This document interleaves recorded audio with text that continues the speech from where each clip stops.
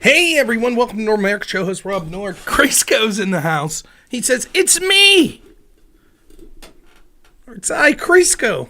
What's up everyone else here as well? Thanks for being here. A little early today. I'd like to end a little early tonight. You know, hang out with my family and stuff like that before I go back to work. Officially my only day of the week off. I got off late afternoon yesterday and go back into work early afternoon tomorrow until Wednesday. So my official only full day off. And unfortunately, my wife sort of had some migraines. I think she may have a sinus infection. Not great. So I tried to be a diligent father and husband today, trying to make lunch and clean up around the house and all of that good stuff. I'm on notice again, this time from Wicked Wally.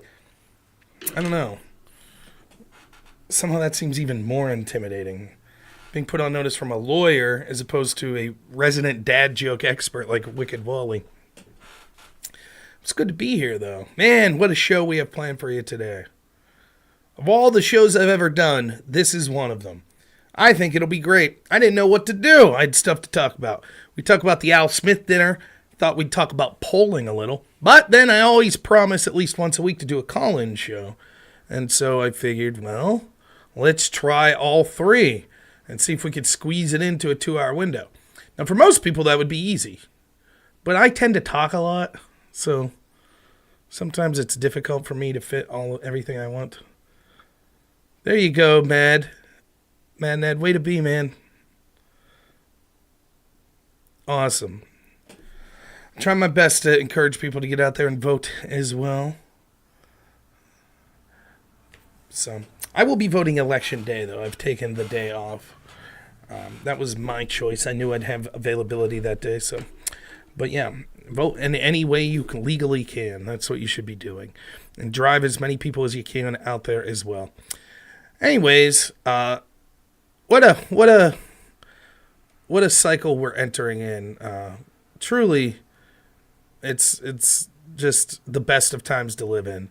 So, as a fan of late 80s and 90s wrestling, when I was a young man, when I was in like junior high and high school, I absolutely loved wrestling. I was a fan of, I really liked The Rock when he was like the bad guy. All my friends were Stone Cold Steve Austin fans, so I liked The Rock. I liked, when I was real young, like 96, I would have been, like 11, 12, when the NWO first came out. I was like, whoa, that's cool. So it's very interesting to see, Hulk Hogan at the RNC, coming out before Trump. And then Dave Bautista, puts out a video. I think he was working with Jimmy Kimmel about how Trump's the worst. And then right before I came on air, I saw that Undertaker and Kane, Kane, by the way, Glenn Jacobs, the guy who was Kane the wrestler, is actually like a Republican mayor in Nashville or in Tennessee, I think.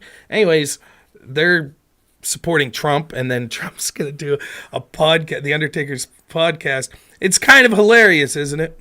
I mean, if you take a step back and you realize that the most important political figure in the past 20 years in this country, Donald Trump, is a billionaire TV show host who at one point was involved in wrestling, and now we have all these wrestlers that are front and center stage 2 weeks outside of this huge election that are weighing in. It's very interesting. I just think it's funny. Now, I am a candy ass. That's definitely true.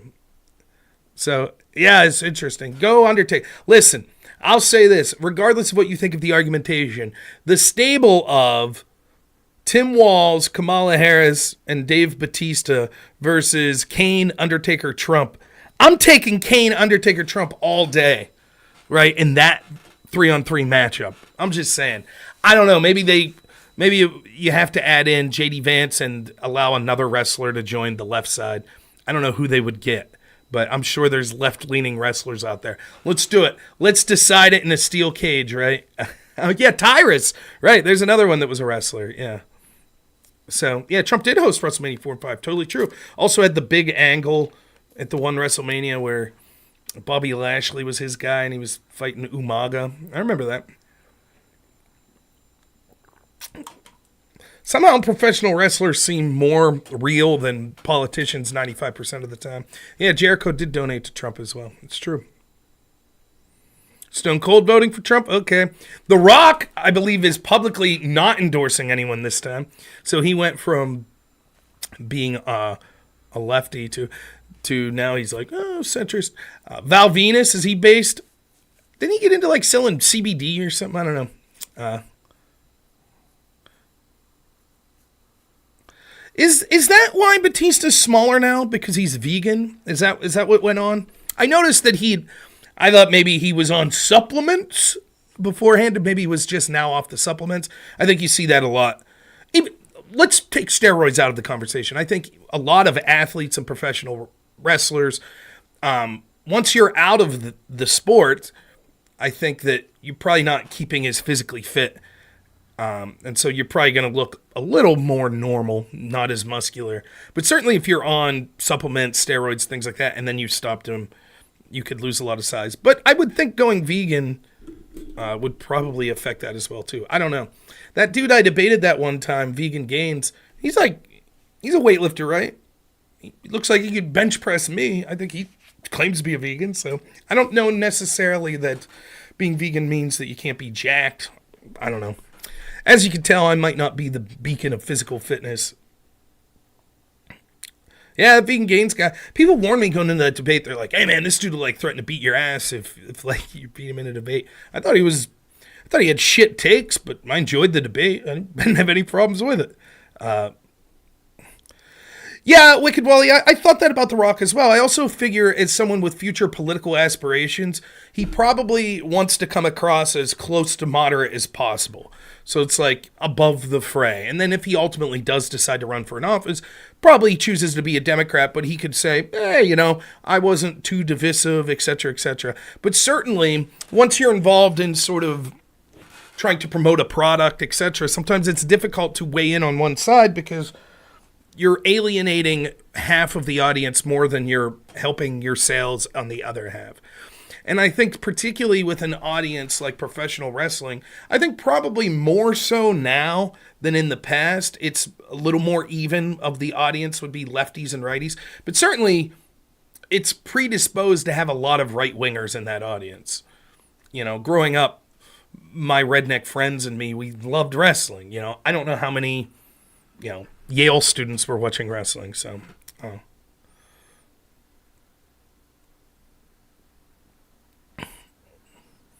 Yeah, it didn't go over well when he endorsed Biden, I know. So I thought we'd play some clips from the Al Smith dinner. Some of the jokes of Donald Trump and Jim Gaffigan, who was the host. Yeah, I heard that Andrew's debating Dean Withers at some point. I think Andrew will do great. I don't know what exactly they're debating about. If they debate about things that's in Andrew's wheelhouse, I think he'll dominate them. So if they're debating about sort of cultural issues surrounding masculinity, the family, I think Andrew does very well. If it's more focused on specific political characters, I still think Andrew will do well, but I think Dean will have a much better chance in that. So Jim Gaffigan also, who was the host of the Al Smith dinner, or MC or whatever, I don't know what the title is. Jim Gaffigan is not a Trump fan. In fact, I've seen him in the past very harsh of Donald Trump to the point where, seems to be very much anti-Trump. Not just like, hey, I'm not voting for this guy, but like he doesn't like him at all. He sort of eviscerated Kamala Harris. And one thing about me is I think comedy's like a great equalizer. I could absolutely despise someone's politics and despise their character. But if they're funny, I'm like, well, they're funny. And certainly there are a lot of comedians who would absolutely despise my political beliefs. But I'm like, yeah, they're funny. Now, I think comedy, particularly types of comedy I like. Thanks so much, Shannon Sharp. The Shannon Sharp, I wonder. I think so much of kind of comedy nowadays has lost particularly stand-up, has lost the central point, which is to be funny. Yes, comedy's always been subversive. Comedy's always had a message. The best comedy is almost always comedy that has grains of truth in it, and that it's talking about things that it's difficult to talk about. I forget who said it, but inside every joke's a tiny revolution. That's how I've always viewed comedy, And it's interesting to hear comedy that's still doing that. Thank you so much, Intel Wild, for the $5. I'm on notice again. Shit. But I always appreciated that about comedy. Jim Gaffigan, someone I always thought to be quite funny. I thought Jim Gaffigan, as a stand-up, when I'd heard him in the past, did something that I really appreciate, which is he's able to be funny without being incredibly vulgar. And that's difficult. It's very difficult, particularly in stand-up, to go out there and be legitimately funny in a way that's not like cursing and swearing or telling, because it's easier to be funny when you're talking about things that are more off, taboo, sort of to say. So to be able to do those sorts of things, I think it's very interesting. So anyways, I know he wasn't a big Trump fan. And so to hear him at the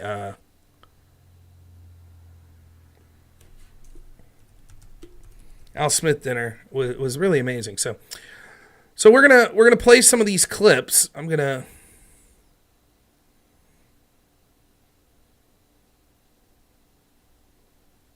but first I'm gonna put the link if anyone wants to call in. I see we got one person there. So we'll start with Gaffigan, then we'll take some calls, then we'll go to Trump, then we'll take some more calls, and then we'll end talking about the polls. How's that sound? And if we have too many calls, then we'll skip some of that. So, Jim Gaffigan, I think, in his jokes, tells one that, to me, I'm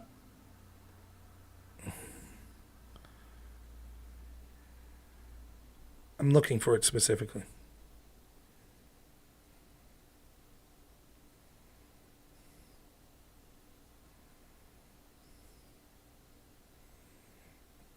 Mm-hmm. This is it.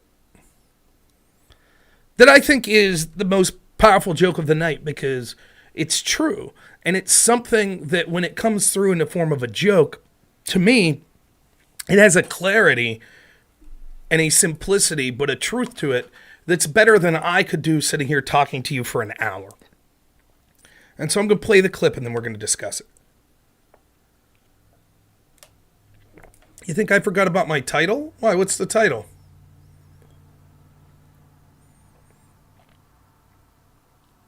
Isn't the title of my video? Oh, it's just on Twitch it didn't update for some reason. The rest of them had updated. It's weird. Well, sorry, yeah. If you're on Twitch, the title should be Trump the Comedian, Kamala the Coward, and Taking Calls. That should be the name. I don't know why it didn't update on... Let's see if that causes it to update. I don't know. Yeah, whatever. Maybe it's too long or something for Twitch.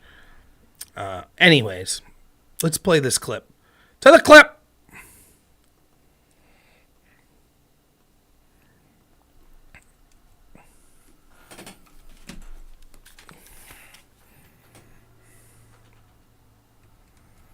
Sure, I got the okay. We're good.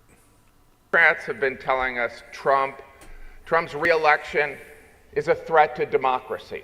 In fact, they were so concerned of this threat, they staged a coup, ousted their democratically elected incumbent, and installed Kamala Harris.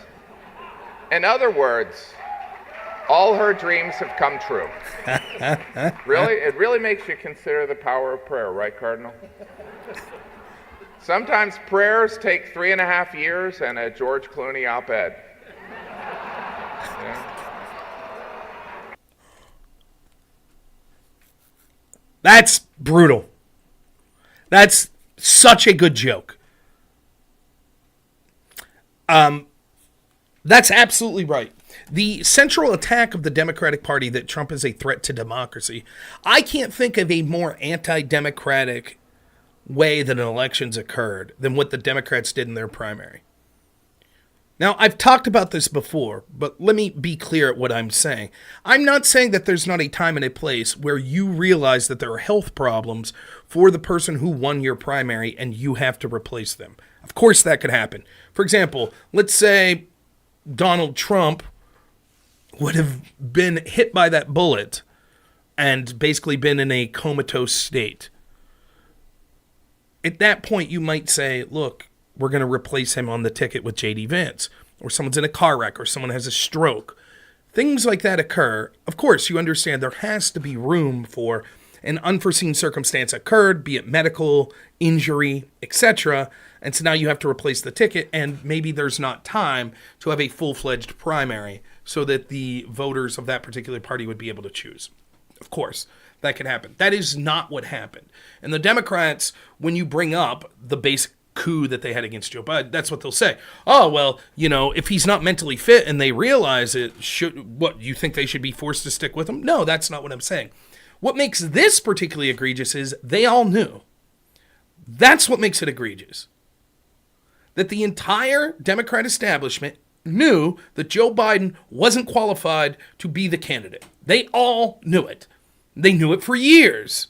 The op-ed that he's talking about there for George Clooney was George Clooney writing an op-ed that was like, look, I had a fundraiser with Biden, and we were all like, what is this guy doing? But they were silent. There were other op-eds where people were writing way back in fundraisers in 2021. People were like, wow, something's going on with Biden. They all knew it. But they lied. And again, why this should anger you? Like, for those that are like me, I'm not Democrat. I wasn't going to vote in the Democrat primary. Particularly in a state like mine that's a closed primary, I'm registered Republican, so I can't vote in the Democrat primary. It's not that they lied to me. They did, and as an American, that should infuriate you because they lied and continue to this day to lie about the cognitive health of the President of the United States, which is particularly egregious in a situation where we're on the cusp of major wars, we have a border crisis, we have an inflationary crisis, and we have no idea who's helming the ship. But you should be incensed 10 times that if you're a Democrat. Because they lied to you. And you have to understand, when a president decides to run again, he or she, let's be honest, because it's only ever been men, are almost guaranteed to win their primary. And so, in effect, by the Democratic apparatus and the media, the DNC, the Biden administration, etc., by them lying to the Democrat voters about Joe Biden's mental health, they all but assured that there was basically no primary, that Joe Biden would be the default primary winner. Then they schedule a debate early enough that if Joe Biden falls flat in his face, like they knew was probably likely, they would all turn on him and then force him out, thereby ensuring that they got to install the candidate of their choice without one Democratic voter having a say in it. And that's exactly what's happened.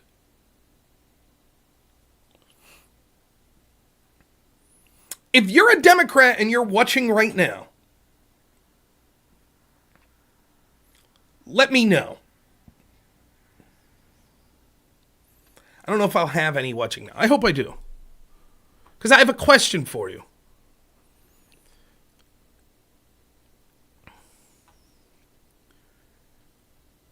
Even if not, I have a question that all of you can answer, but I'm particularly interested in hearing what Democrats say about this. To anyone watching, do you think that Kamala Harris had even the slightest shot of winning a Democratic primary if Joe Biden had announced, hey, I'm not running, and so it was an open primary? Does anyone think that Kamala Harris stood a good shot to win that primary? Yes or no?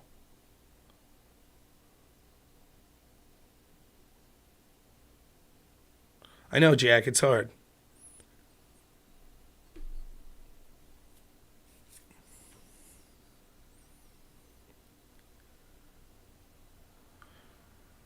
Yeah, she didn't have a chance. No way. There is no way. And what the Democrats were particularly concerned about was RFK.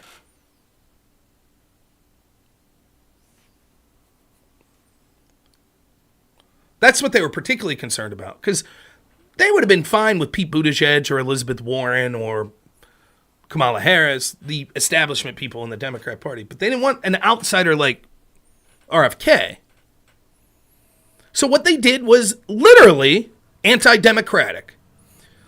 If we take democracy in a generic term to mean the people have a vote, the people get a say, they didn't.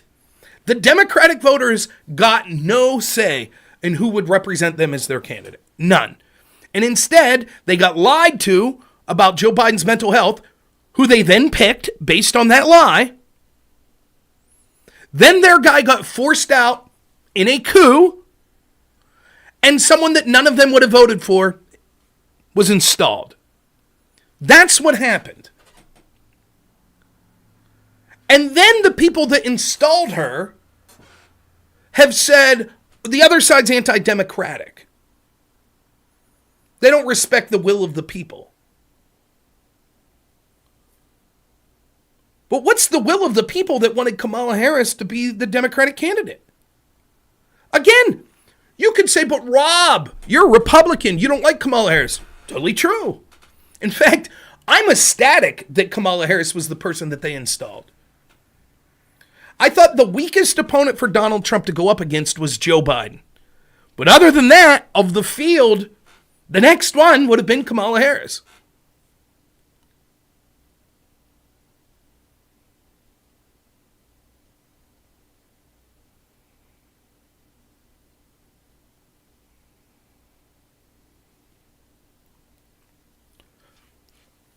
So I'm fine with it. But are you fine with it, Democratic voter? You okay with that? Imagine for a second if you're a Democratic voter and you absolutely despise Donald Trump and you think he's this significant threat, okay? And you're like, oh my God, he's going to end the country. He's the worst possible person. We have to do everything possible to keep this man from the office of the presidency. Now imagine that Trump wins. And Trump was very beatable. He's beatable with all of the advantages that the Democratic Party has. They have almost total control over the majority of institutions that shape our narratives in this country. The majority of social media and algorithms on places like Google, YouTube, Facebook. They don't have X anymore, but the rest of them. Academia, the entertainment industry, the majority of the mainstream news. Heck, even the majority of wealthy corporate donors. They're outspending Trump huge margins. Kamala Harris has two things attached that make her so bad. One, herself. She's terrible. She's not likable. She's not intelligent. In a political way. She's terrible. She's a terrible candidate. And the other thing is, she also has the disadvantage of being able to be tied to the unpopular Biden administration. If, for example, Josh Shapiro would have been the candidate, if there was a primary for the Democratic presidential run and Josh Shapiro was picked as the candidate, he would easily be able to say, hey, look, I'm not attached to that inflation that came from Joe Biden. I'm not attached to the border crisis that came from Joe Biden. You couldn't look at the failures of the Biden administration. And I know what you're saying if you're out there and you're a Democrat, but no, Biden's been great. You could say that. The American people aren't buying it. That's why I've said, shouted from the mountaintops. Anyone who's watched me for any length of time in this election season has seen me saying, if this becomes a referendum on how people felt they were doing for 4 years under Trump versus how they felt they were doing for 4 years under Harris-Biden, Trump wins. If that's all it was. And I know I've been dealing with Democrats for 4 years that have trying to gaslight us. The economy's doing great. One of the greatest economies we've ever seen. The border is secure. Foreign policy is fantastic. The Biden administration's doing great. You can believe that all you want. I disagree with all of those things.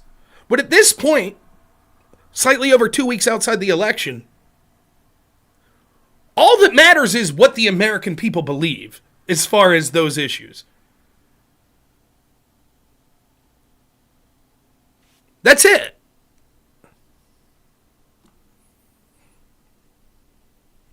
So they picked Kamala Harris, who you could easily... And not only did they pick her, they obviously recognize that that's one of her weaknesses. Because they've been running a campaign on, it's time to turn the page. People can't afford groceries now. People are struggling. We need a change. And then the obvious answer is like, well, okay, what would you have done different than Biden? Why didn't you do anything while you were there for 3.5 years? And they don't have an answer. Kamala Harris doesn't have an answer, which is pathetic. I could have wrote an answer for, shit, if they were paying me that progressive victory PAC money, maybe I would have had a better answer. Ironically, they pay dudes like Hutch. Hey, if you're one of the people, the money people from Progressive Victory PAC, let me give you some free advice. You're not paying for the best people. Hutch. Good stuff. What'd the leak say? He's getting what, $1,000, $2,000 a month? They're not getting their money's worth. By the way, I bring up Hutch because he decided to go at me on X today. We'll get to reasons why here in a bit. But I told him, I find it hilarious that they're paying him for his opinions. He's not that good.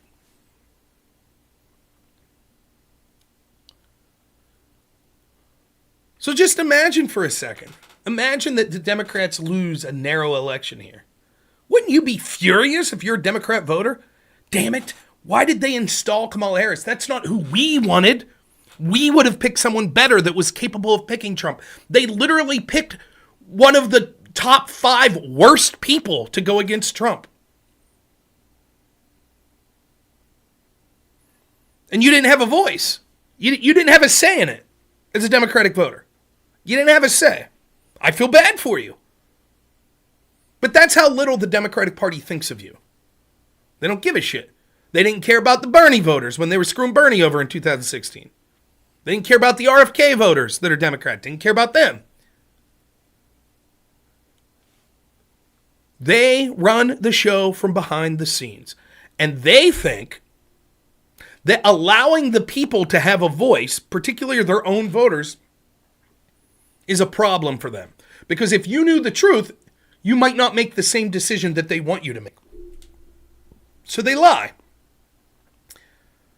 They gaslit you into thinking that Joe Biden was okay. Then they force Joe Biden out so that they can install the candidate that they wanted. And if she loses and you're a Democrat, I want you to remember that. That's not on Trump. That's not on January 6th. That's not on J.D. Vance. That's not on Fox News or Breitbart or Newsmax. That's not on Elon Musk. That was your party that did that to you. They did it to you because they think you would make a choice different than what they wanted. Because they think they're morally superior to you and they know better than you. So if they lose, remember that. Just saying. And I think that's who Jim Gaffigan is. I don't think Jim Gaffigan's all of a sudden a Trump voter. My guess is he's reliably Democrat. Like I said, all I know of his political leanings is he doesn't like Trump. At least he said so in the past. So when he tells that joke,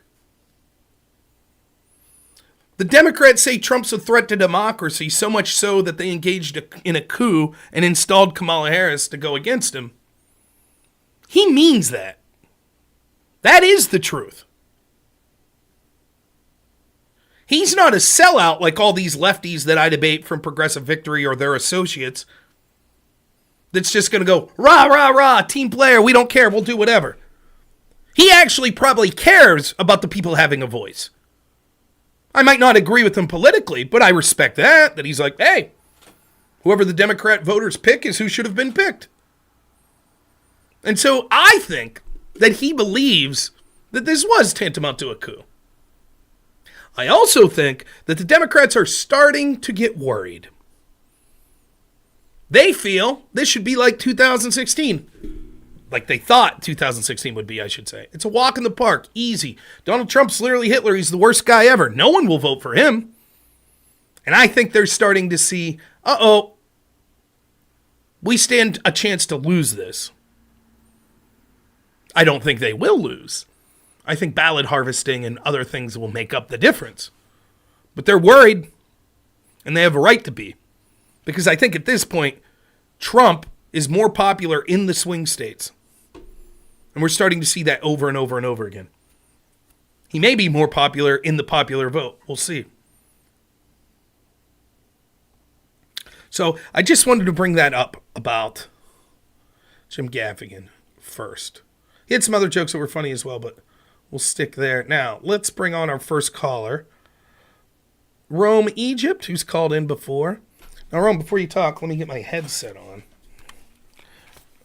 If you want to get in on the call, I'll put the link out there. Talk about, you don't have to disagree with me today. You talk about whatever you want. Are you there, Rome? I'm here. What's happening, sir? If you recall, I talked to you about my dad the other day, and we had a small disagreement on isolationism, and I wanted to hammer at that, if that's okay with you. Yeah, no problem. But first up, I want to say my editor did make the thumbnail where he said rhino, and I was like, I don't know if rhino. I saw that. I was like, I saw that you commented on that and was like, well, I'm not trying to insult the guy, but I've done YouTube videos. I know how the clickbait works. But now go ahead about the isolationism. No problem. Go for it. Okay, so my main thing right now is I think that America's foreign policy has not been very beneficial for America in terms of interacting with other countries because we have tried to be an empire without just being an empire. Mm-hmm. So we're trying to have influence in all these countries, but we're also trying to stay out of them. And as a result, you can see the trade deals we got shafted on that Trump went about rectifying and trying to fix. Mm-hmm. And so what I think we need to do is not embrace isolationism, but we actually just need to be more open that we want to be the American empire. And we want to be around the world. We want to be the dominant power in the world. And we want to shape the world to our image. That's what Britain did when it was a world power. That's what we should do now. Okay, so a couple problems with that. One, I agree with you that oftentimes what you see is if you're going to do something, you can't do it half-assed. Let me give you an example. I feel the same way about lockdowns under COVID, right? Lockdowns were a huge mistake. But the way in which we did lockdowns was the dumbest possible way, which was we're just going to half-ass it, right? And so it's I remember at the height of lockdown, something I thought was hilarious. I had to, all the local hardware stores were closed, so I couldn't go to my local mom and pop hardware store. So I had to go to Home Depot that's a town over. It's 20 minutes away. So I go, and they had us wait outside. There was only this huge Home Depot store. They only allowed 15 or 30 people in the store at a time. So the rest of us, they made wait in a queued up line, shoulder to shoulder, standing, all coughing on each other on the way to get into this damn store. And it's what is the sense of any of this? None of this makes sense.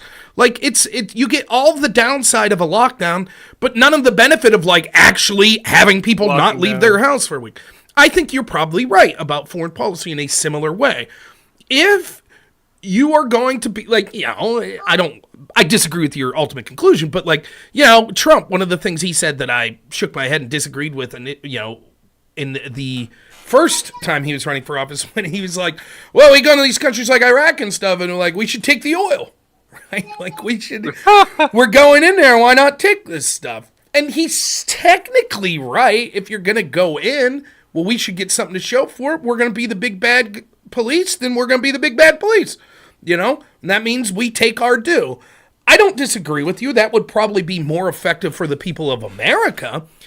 But ultimately, I don't mean extraction of resources. Sure. But I know what you're saying. But I think Trump's getting to the same vein of that. Let's cut out the pretenses. If we're going to be the world police, then we'll announce it and we'll lean into it. Yeah, we're the world empire. And if if we have to go into Haiti because it's a mess there, then we're going to go in and we're going to reshape it the way we want. Period. End of story. Yeah. It's not going to be this, well, we're going to, Now, I disagree with that perspective. But I do see the common sense in that as opposed to the status quo, which is we basically go to these places, claim that it's, to help rebuild and do all this great stuff, and we're there to fight terrorism. And then it end up, what happens is... We never do the rebuilding part. We never do the rebuilding, except for, private U.S. donors, in corporations like Halliburton or BlackRock, that end up getting a bunch of land in these places, et cetera, and get incredibly wealthy. But it's not really benefiting the American people. Most of the time, it doesn't benefit the people in the countries we're in. Ask Afghanistan. You think the people of Afghanistan are better today Yeah, but that we didn't. All we did was put our military there. Like we didn't take charge of the government. We didn't force like a whole new. I thing on agree. the people there. Like, But if I we were think going to that- occupy it, that's what we should have done. But here's the thing. I think that there is sense in power projection where you're the biggest dog and you're just like, we don't care. We're unashamed of it. We're just going to do what we want. You can see like Rome do this in the past, or like you said, the British Empire, of course. But is the United States in position to do that? One, I don't want them to do that. I think morally it is the incorrect thing to do. And I think that oftentimes there's blowback that you don't expect even from those sorts of actions. So generationally, what would happen would be you would create people that would have Give me a animosity. second. You would create people that have animosity to the United States. For example, look at the British Empire. There are millions of people that some don't say this out loud, but when you see what's happening in the UK right now, just look, if you thinly scratch the surface and you're like, look at all these refugees coming and they're reshaping the country and all the crazy stuff that's happening. And people are like, good, those colonizers deserve it. And that's the sort of blowback that you'll end up with years in the future, and then we have to ask it's a very similar, I know you wouldn't advocate this, I know enough just from talking to you, but it's a very similar mindset to slavery. It's like, well, screw it. These people would be better off as slaves here than fighting, terrible regional wars in Africa. And so we'll treat them better. And, so what? We're the powerful. We'll do what we want. Well, look at the ramifications that we're dealing with generations later. The other problem with that is the United States even in a position to be able to be a world empire in that manner now with just their military? I would say no for two reasons. One is I do not believe that we have a competent intel / bureaucratic force in our military to be able to do that. I just don't see it that way. Look at the disastrous withdrawal of Afghanistan. Look at some of the bad decisions that we've made. Are we capable of giving the rest of the world the finger and saying we're going into... We have the perfect solution for that. Yeah, well, that's not going to be something we have advocate. Well, here's the thing.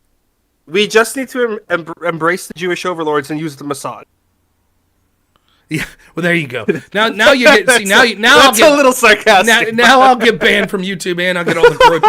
But no. So it's like you have to ask yourself: is it capable of that? And I think that the better way to sort of be influential in the world is through soft power at this point.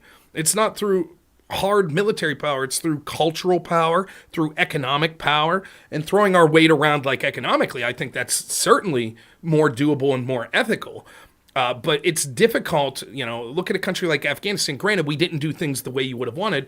We spent trillions of dollars, we're there 20 years, and what do we have to show for it?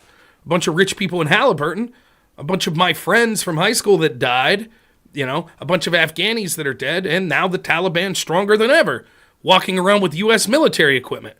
That's what we have to show for at the end. That's what our leadership has led to there. The other question is, just straight up numbers wise, is the United States powerful enough to stand up? If you tell the rest of the world, hey, it's time for the American empire, even countries that on paper are allies are going to like raise their eyebrows and be like, really? Like, that's bold. You're just going to say, we're going to go in it alone? And I don't know that the United States has the ability nor the stomach back home for the people back home to just be basically a warlike country. And and that's just the logistics of it. The morality of it, I think, is a nightmare. No, I don't think the United States should build an empire. I think the United States should focus on there is enough natural wealth in this country and great people in this country that if our leaders focused on enriching the people of this country, they could do so without it being at the expense of people around the world. So we should do no harm as much as possible to other countries around the world, but we still should focus primarily on the people of our country. As opposed to the current system, which is the worst of both worlds, which is our intel agencies go around the world meddling in these situations, which creates a bad situation, which then we're told we back home, the average person, has to suffer because we're somehow responsible for the same, the bad things that are happening across the world. So we have to accept refugees because of what the United States did. I love it when Democrats make these arguments, people that defend these military-industrial complex, the CIA and places like that. They'll defend them and say it's dangerous to suggest, like Donald Trump, that we should question them or go against them. And then they'll also say in the same breath, well, we have to accept all of these refugees because we caused the problem. Did we? Because I strongly suggested stopping causing the problem. Not you, but them. They suggest continuing to fund the agencies that caused the problem and then saying, and now we have to pay the price. And the price is always a price that they wanted anyways. Well, they wanted more immigrants and refugees coming in. So I think generally you're right that what you're suggesting probably would be better than what we have in the status quo. But I still think the alternative of basically not being the world police, at least not for a considerable amount of time until we guarantee that we have benevolent and competent leadership, I think that that's the only way we have to go. I'll ask you right now, do you think that our leadership of our military... I'm talking to him. Do you think our leadership... Sorry, my wife is... Oh, no problem. Do you think our leadership of our military and intel agencies are competent and or benevolent, like not corrupt? Probably... I don't know. I'm kind of in the middle there because I'm not convinced the FBI is filled up with lunatics or like the CIA is filled up with the leadership crazy leftists. The leadership maybe, but I'm not convinced the normal agent on the ground. Well, what does that have to do with anything? What does that have to do with anything? Like the normal CIA, your average intel person, that's straight out of college, they're not making the decision. They're in front of a computer, or they're dealing with human intelligence. They're not the ones making... That's like saying, well, the military is made up of great people. I'm sure that's true. I'm sure the private and, even on up, I'm sure, sergeants, I'm sure they're great people. But the entire premise is they're following orders. They're not the ones making up the orders. So if all of those people are great, but the top 5 people in the military are garbage, then you're going to get garbage that comes out. Because they're just going to do what they're told. Same's true of the FBI. Same's true of the CIA. Like, the FBI, let's assume that 90% of the on-the-ground people of the FBI are good. And yet that didn't stop almost the entire, the 7th floor, whatever, of the FBI, of declaring war on Donald Trump, illegally spying on him, all the crazy stuff that happened. That was the leadership. It doesn't, to me, it's not an argument to go, but I think most of them are good. Well, not the leadership, and that's what matters. Okay, I see what you're saying. So let me ask a few questions because... Sure. If you don't mind. So, when you hear me say that I think we should form an American empire, what does the word empire mean to you? I think that means that traditionally, what I think empires have been are basically satellite areas that are under the control of the United States, but then also pay some sort of tax into the greater good of the United States as a whole. So, for example, the Empire of Great Britain might have gone around to places like India and said, theoretically, we think we're making India better, but because it's part of our empire, they owe fealty to us, they pay taxes to us, we can take resources that we deem fit out for us. That's what I would think empire would mean. Okay. I think I see where... Okay. So when I say the American empire, I'm not talking about an America where we go into a country, we take control of the government, or we make the government subservient to us, and then we extract money or whatever. Mm-hmm. I'm talking more about where we go to a country and we say, look, we're going to be your main partner, and we're going to set up some good trade deals for both of us instead of these lousy ones we've been doing. And what we can do is we can offer them protection in exchange for military bases. So we get to put military bases on their soil and have greater striking range for our military. And NATO currently isn't this, but I would want NATO to turn into a much more solid military alliance than it is right now. Because right now it's just a defensive thing. But what I would want is I would want some percentage of your budget and your military personnel are going to go into being deployed across the Empire bases or NATO bases, right? And NATO basically becomes, instead of just for Europe and America, it becomes a thing for all the African states, for all these South American states. We can use it to isolate China and Russia if need be. I actually don't think Russia's too far from being able to join NATO if you can get Putin and some of those old guard out. Okay, so a couple things here. Take NATO out of the equation for a second. So what you said you would like the United States to be, how is that different than the status quo? For example, isn't this exactly what we did in, say, Ukraine? No, I don't think we did because with Ukraine. Go ahead. So I'll start back to the history. I know I'm not going to talk about that treaty we made with Russia about military bases. I don't care who provoked the conflict. What I care about is Ukraine had a bunch of Soviet-era nukes, and they were under no obligation to get rid of them. Like, we couldn't have forced them without a nuclear war, right? They didn't want to. Us and Russia together told them we would guarantee their independence if they gave their nukes up and denuclearized our country. And they agreed to that, and they did so. They gave all their nukes back to the Soviet Union. Now, Russia is literally invading them to take their country over, or at the very least to install a puppet government. Okay, and all we have done is send guns and sanction Russia. That's all we've done. After promising we would guarantee their independence. That's not true at all. You're skipping over a big portion of that. So Ukraine was largely independent even after that. You're correct about that. However, they had leadership in the country that was considered by the West to basically be a vassal of Russia. Would you agree with that? So the Yanukovych are we talking regime. in the 80s? No, I'm talking like 2012. Didn't they denuclearize in the 90s, or am I crazy? Yes. So now we're fast forwarding. So we get 2012. Okay. So we have President Yanukovych. That regime, according to the United States and the West, was pro-Russia. Yanukovych is considered like some would say a stooge of Vladimir Putin, a puppet of Putin. I'm aware of this stuff. Ally. Okay, so you would agree, circa 2013, 2012, Ukraine is considered pretty strong allies, their leadership. It's a puppet of Russia, essentially. Okay, sure. So what happens in 2014? There's a bunch of riots. I remember they overthrow the government, basically.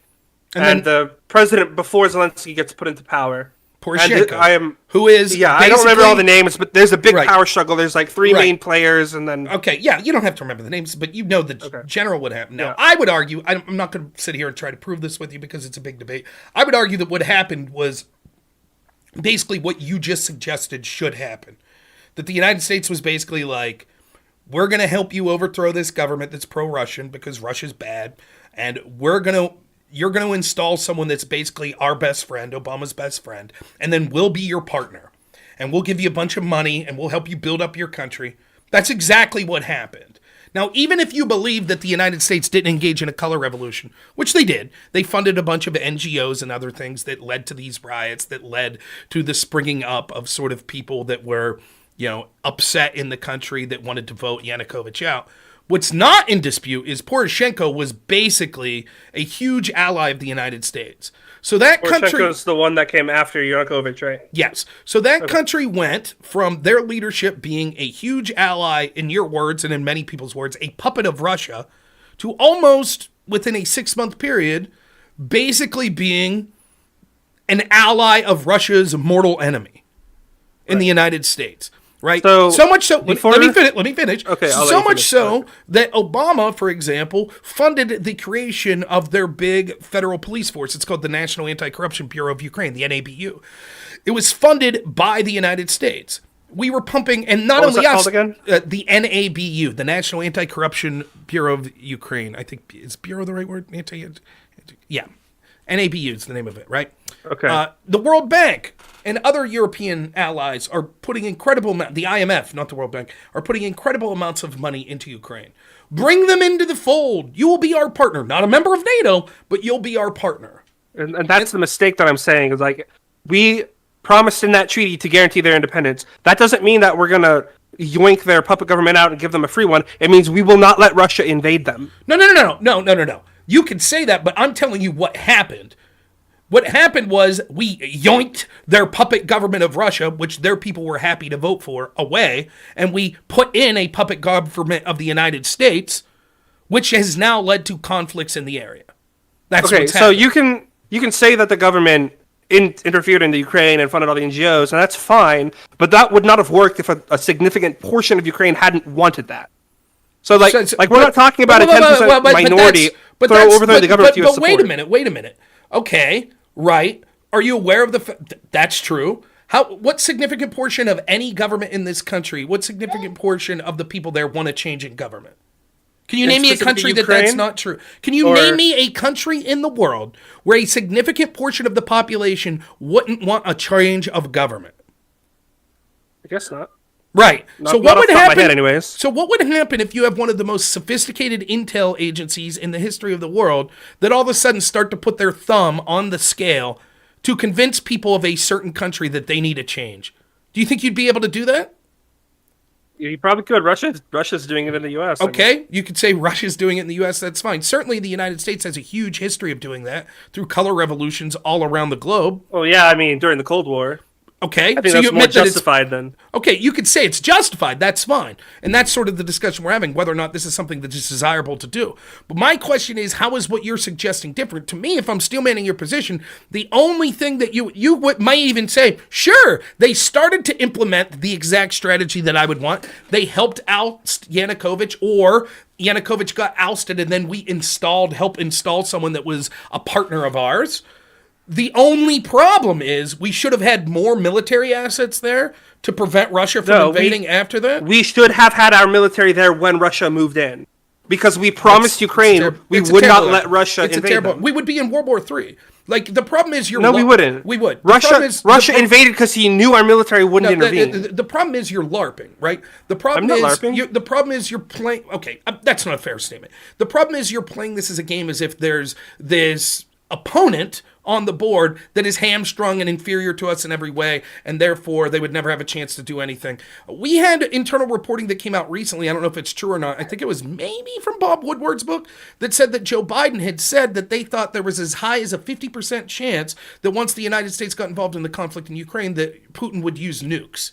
That they felt that at some point. Now, I was told and over by people over and over when I would bring this up, like, you realize you're playing games with nuclear powers. They said, no chance. Vladimir Putin's not an unhinged lunatic. He would never use nuclear weapons. And then when you're like, well, what's going on in Ukraine? Maybe Russia's upset because the United States is encircling them. And then their response would be, no, it's because Vladimir Putin's an unhinged lunatic. And you were like, oh, well, if he's an unhinged lunatic, then he might do something like use nuclear weapons if he feels that he's going to be ousted. No. He's not an unhinged... You see the problem? You see sort of the circular reasoning there? Okay, so I see where you're coming from, but let me put this out. Vladimir Putin is not unhinged. He's very intelligent, and he's very well versed in history, and he's very well versed in his country's nationalism.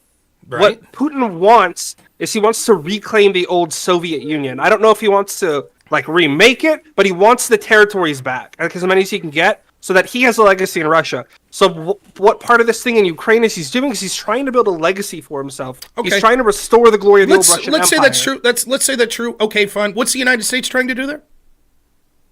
Keep Ukraine free like we promised they would be. Ukraine didn't want to be. So it has nothing to do with it has nothing to do with stopping Russia or harming Russia in any way. So when we hear Lindsey Graham and people say, oh, we're spending this money, but it's giving Russia their Vietnam, basically, and it's harming Russia, and we're fighting them over there, so we don't have to... That's all bullshit. It's just about nobly helping the people of Ukraine. That's what the United States' interest is? That's not what the United States... I'm sure the United States has some interest in hampering Russia, considering our geopolitical situation.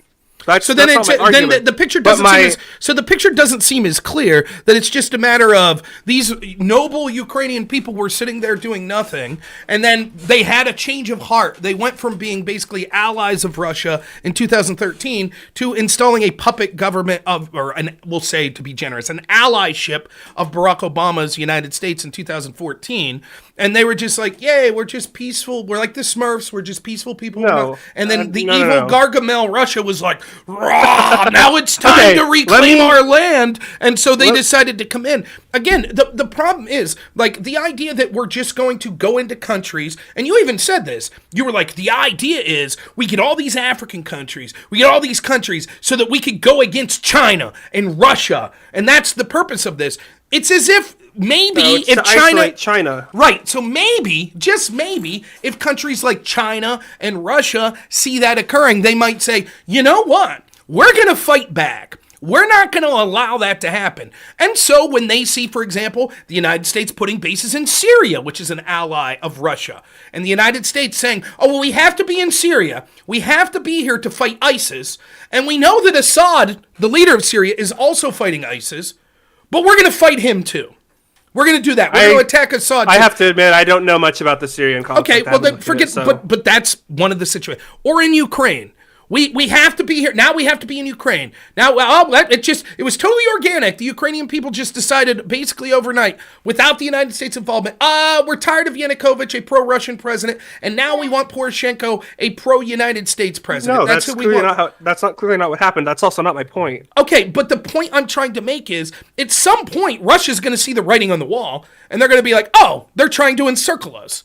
They're taking countries that were our neighbors and our allies, and they're turning their administrations against us. And what you're suggesting is to go even further. Then we should just straight up be like, part of our empire, we're putting military bases there. Which would be, to be clear, Russia has said that Ukraine joining NATO would be a red line.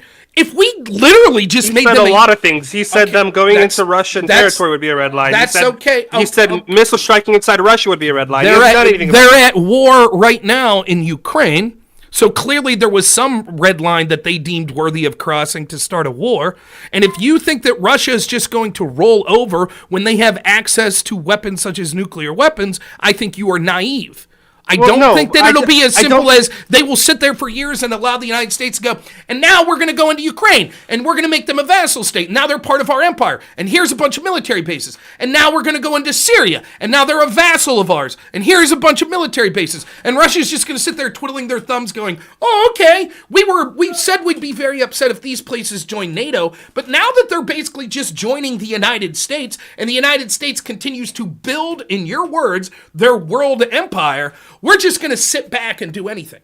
And that's just problems with countries like Russia and China. There's also going to be a lot of countries that aren't necessarily going to be down with that aren't necessarily our adversaries that are going to say, I don't know about this. I don't know about an ever-growing military expansionist country in the United States putting military bases all around the world. Because what if we end up on the wrong side of them? Now all of a sudden they got even more bases than they at one point had. So I think that it's a huge mistake. I think it'll breed animosity towards the United States. It'll make conflicts more likely than what we see. And it's ran by people that currently don't give two hoots about the people of the Ukraine or the people of the United States and are in it to enrich themselves and their own ideology, and they're not particularly competent.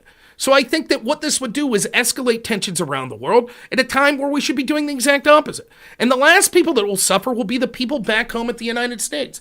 How many more resources will we need to expand or put into this ever-expanding military empire? Who's going to pay for it? Are you still there? I didn't make you mad, did I? No. It sounded like you cut out, so I was just... Oh, no, I'm sorry. No. But who would pay? Who would pay? How would you pay for it if you're not taking the resources of the country?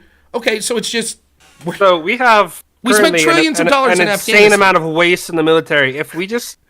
Like, if Elon... So I'm hoping that Trump wins and Elon does do a government efficiency commission. But Thanks, John. So I should point out, like, this doesn't work with our government as it currently is being run. So I want to make clear that I'm not counting on doing this with the government as it's currently run. But because you see the our problem government as it's currently run is very wasteful. But you can't have a wasteful government and do this. But you see the problem with that, right? Like you could say that about any potential situation, right? I guess you could. You could say if we had the exact right people in that this, like for example, you want to know what the ideal system, the ideal system of government would be? A dictator, a dictator that is benevolent, a dictator. If you could. Oh, benevolent. Right, a dictator. Like I don't know, who's your favorite? Who's your favorite historical figure? Like who do you think was the best leader ever? Best leader ever. Like, I don't know, Alexander the Great or something like that? No, not him. Okay, whatever. He was only good at war. He wasn't good at ruling. Okay, so say let me think on it a minute while you... Okay, so anyways, whoever that is, you see someone that domestically was just tremendous, who was an incredibly moral person, who cared about his people. If you could reincarnate that person, and you knew they were the best person for the job, and they were incredibly moral, and they would always do the right thing, then yes, that would be the ideal form of government. The problem with that is it is also the worst form of government. Because if you get the worst person, there's no checks on it. They could do whatever they want. And so the more you consolidate power into a single person's hands, the better potential for inevitably some corrupt or incompetent leader coming into play and everything falling apart. And so the idea that you could be like, well, the United States should expand its global empire militaristically, but not under the current system of our military, only if we had incredibly competent and benevolent people, theoretically that could work, but we're nowhere near that.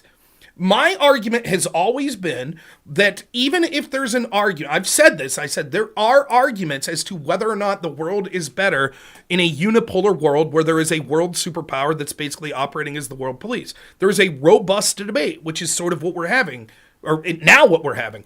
But the problem is that argument is circumvented by the fact that we don't have competent or moral people that are running this. And so to what we see today, such as our involvement in Israel, our involvement in Ukraine, our involvement in Syria, our involvement in Afghanistan, these things end up being a disaster for the American people and oftentimes for the people in the very countries that our government is lying to us about, saying it's all about helping those people. It's not. They have another agenda. The people of the CIA don't care about the people of the Ukraine, just like they didn't care about the people of Afghanistan. They didn't care. And so those people with their agenda that aren't very good at doing what's right for the people on the ground there or the people on the ground in our country, that's the system we have. And what I'm saying is right now, we should stop intervening in all of these countries and instead focus on the myriad of problems we have back home. If 40 years from now we have a change in military and intel agency culture where all of a sudden we have benevolent, competent people that are running things, maybe me and you re-have this discussion. And it makes more sense then. But what I'm talking about is the real situation on the ground right now. And in that world, it does not make sense to do things like spend 20 years in Afghanistan. It doesn't make sense what we're doing in Syria. It doesn't make sense what we did in Libya. None of it makes sense. Not from the perspective of helping the American people or helping people in these countries around the world. That's how I feel. And so, the argument you're making is more interesting as far as like a world superpower and whether there should be a big dog keeping things in check. If you could guarantee that it was done by very competent and benevolent people, it's a different situation. It really is. Because sometimes you need that big brother to hold the little brothers aside and say, no, you're not going to do this. You're not going to fight. I get that. But that's so far from where we're at that it's hard to even comprehend having that discussion. So if I'm reading like what you're saying, right, you're saying like America is too fractured politically to be engaging in this kind of thing. Yes, I'm saying that we are too corrupt and too incompetent by the people that run those sort of things, the intel agencies and the military, to want to cheer for interventionist policies like this. And we can see in real time as it's making the situation worse again and again and again when they intervene. And it's also coming at the expense of the people back home in our country. So it's difficult for people that are in areas like, East Palestine to get any help from the government when there's a train wreck that spills chemicals, or in Maui or in Helene, North Carolina, when there are all sorts of disasters that occur. But we can send billions upon billions upon billions to Ukraine or to Israel. That's what I'm saying. Well, I'll put this with the Helene thing. We have the funds. We could be helping those people if the government really wants. They could be moving funds from one bucket to the other. They have. I don't know why they're not. Well, because the same. I have thoughts, but right. They're nothing more than. Do you think those same people making those decisions care about the people of Ukraine? I don't know. Is it your argument that the intelligence agencies and our executive branch are only intervening in Ukraine because they want to hurt Russia? No, it's because they see some sort of personal benefit for them and their establishment allies. That's so why. It would be hurting Russia may be part of that. Is specifically monetary gain or not just monetary, power, influence? So what kind of power and influence would you say that they get from advocating for interference or intervening in Ukraine? Well, are there billions upon billions of dollars being sent to people that manufacture weapons in the United States? No. I don't know about that. I know a lot of the aid we send, the way it's framed is not always what it is. So like if we have $2 billion of old equipment and we send that, we label it as $2 billion of aid, but it's just we're sending old equipment that we're not using. Okay, and so then what happens with that old equipment? What happens? So then Ukraine. That decreases. I'm sure there's going to be some leakage. No, wait. Right. Of course, over in Ukraine, those weapons aren't all going to go where they're supposed to go, but forget about that for a second. What happens back home? So we send a bunch of, military-grade rifles over to Ukraine. So what? The United States just doesn't have those now? So I have an uncle in the Air Force, in logistics specifically, and he's talked to me about how we have huge stockpiles of old gear we're not using, that we're never going to use, and we're not planning on replacing. It's just sitting there. And we've lost missiles and things it's not before. as We have simple so as that. much, What we're like- told constantly is that, well, we need to rebuild anyways. And so what this is a big boon to weapons manufacturers in this country. In addition, we could see other things that happen. Like during this Ukrainian conflict, we were able to blow up the pipeline in Russia, which was lied about, but we know that it was the United States. Okay, and their allies you're talking about the that Nord Stream 1 in Yes. the Baltic Sea, right? Yes. I missed where it was proven that we did that. Did you? Well, it was the official narrative at this point is that Ukraine did it. That Ukraine Now did there's it? reporting, Okay. I believe a Polish newspaper just reported it as, I think it was Polish 2 weeks ago, that there are whistleblowers now from the Polish military that were saying in the region at the time, a week or so before, was U.S. Navy ships. But regardless, whether Ukraine did whether Ukraine did it or the United States did it, it doesn't matter. It was the United States or our allies that did this, which would also be beneficial to people that didn't particularly want Russia oil going to Europe. There's all sorts of reasons that they get involved in these situations. For example, one of the reasons that they wanted to go into Libya and overthrow Gaddafi was Gaddafi suggested not using the U.S. dollar as the world reserve currency anymore. That he suggested Africa come together and have an African dinar. Oh boy, as soon as he said that, he was on the hit list. What I'm telling you, though, is the idea that people in our intel agencies how could you simultaneously believe that the people that run our country, you're intuiting it, you're not coming right out and saying it, like, they're intentionally allowing the people to suffer in places like Helene, right? So they're shit when it comes to that, but they really care about the people of Ukraine. They're sacrificing to help the people of Ukraine. I don't think they necessarily care about the people in Ukraine, Right. but I think as citizens, like I still support the actions in Ukraine. I support it from a moral standpoint. Well, that's different. You may do so. What I'm telling you is the people that are making these decisions, it's one thing to say, we want a robust military that's looking at situations around the world and saying, this is unethical, this is immoral. Country A is invading country B, and we care about that. And therefore, we'll stop country A because we care deeply about the principles of stopping invasions and protecting the innocent people of country B. That's not what we have. And you can't believe that's what we have if you also believe the same I sort don't of people. necessarily. I don't necessarily believe that our government does that. But I'm just saying, like, from my point of view, It aligns Right. with you right now, which is fine. Like, you can have crappy leaders that sometimes engage in policies that you agree with, certainly. The question is, should we, as a matter of principle and strategy, give these people the power to do things just because they happen to align with you this one time, when you know that they're not moral? Could you not easily see a situation? I can see the argument for that. So you might say, in this particular situation in Ukraine, I think it's the right thing to do because I assume you do care about the people of Ukraine. I think most people that are advocating for the U.S. policies in Ukraine do care about it. But our leadership doesn't. Or even to the extent that some may care, it's certainly not the primary motivation. Not even close. For example, we know, that the United States, for years, armed the Mujahideen in Afghanistan in the 70s, right?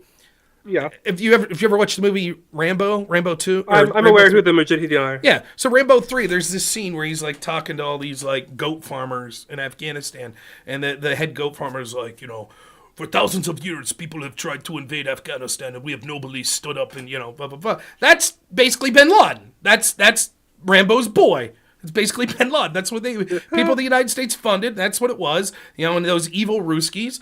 And Mika Brzezinski's father, who had, I forget what his exact role was in the government at that point, but he was asked, he wrote this book called The Grand Chessboard, and he was asked in like the late 90s, like, do you regret like arming and training the Mujahideen, which basically became, Taliban, Al-Qaeda? He said, no, we basically gave the Soviets their Vietnam.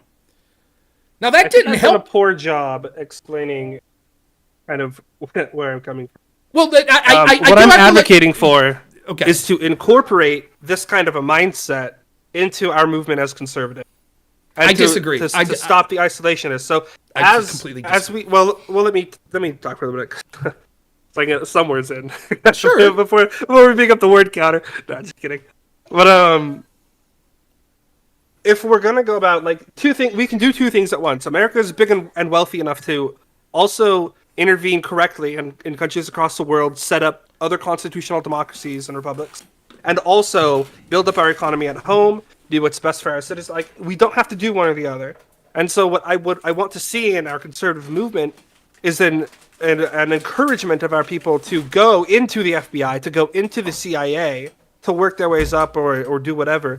And eventually, we need to take back these institutions. We can't just sit here and complain about the institutions if we're not going to advocate for taking them back. And Trump getting into office, if he wins, is not going to fix this. He's just not.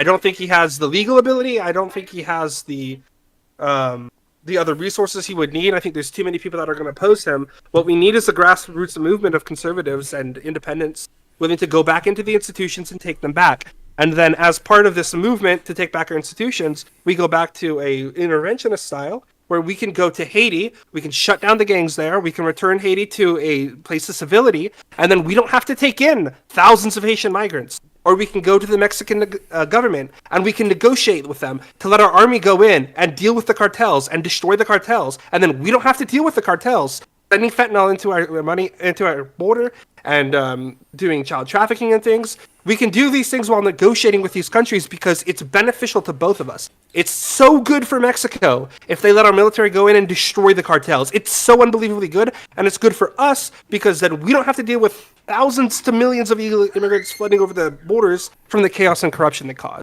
And so incorporating this instead of isolationism, but this kind of this is a proactive solution to the problem besides just putting up a wall. You would have been saying, you would have said in the 70s, we need to be going into Afghanistan and arming the noble freedom fighters there called the Mujahideen, and we need to arm them so that they could go to an aggressive country like the Soviet Union and they'll be able to fight them, and it would be beneficial to us and the people of Afghanistan. And the end result of it was the people of Afghanistan were devastated, and we created Al-Qaeda that were then told that we have to take away our right to privacy, and you have to get filled up every time you go on an airplane. There's a major difference. Let me finish. And you have to have the Patriot Act because you naively assume, well, when we go in and clean up these problems, then we don't have to deal with them anymore, and that'll be it. But the problem is we don't have the military capabilities to literally go in and take care of these situations ourselves. So people that share your exact same mindset have came to the conclusion, instead what we'll do is arm and train people on the ground that agree with us. That's what we'll do. And so, for example, we could say that, okay, you could disagree, but that's what happened. I'll let you know when you're done. I'll tell you why. Okay, but you get one more word in this, then I got more callers to get to. But that's exactly what happened. The idea that it's just like, we go in, we clean it up, we never have to deal, all the people there are happy, we never have to deal with it again. This is literally the same mantra that's been used over and over. And the way you get away from that, like in Libya, in Iraq, in Afghanistan, in Syria, name me the country where it's worked here in the past 30 years. Name me the country. Korea. It worked. Was that the last 30 years? Not 30 years. Okay. No, you're right. Not 30 years. Okay. So did it work in Iraq? Did it work in Libya? Did it work in Syria? Did it work in Afghanistan? Do you want to know the major denominating factor in all these countries? Radical Islamic majorities. Okay.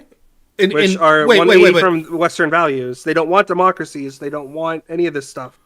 They want theocratic monarchies. Okay, so then where would you have us intervene? So just Ukraine. I wouldn't intervene in Muslim countries like that unless they're attacking our allies. But nonetheless, right, like Ukraine, let me spoil Ukraine for you.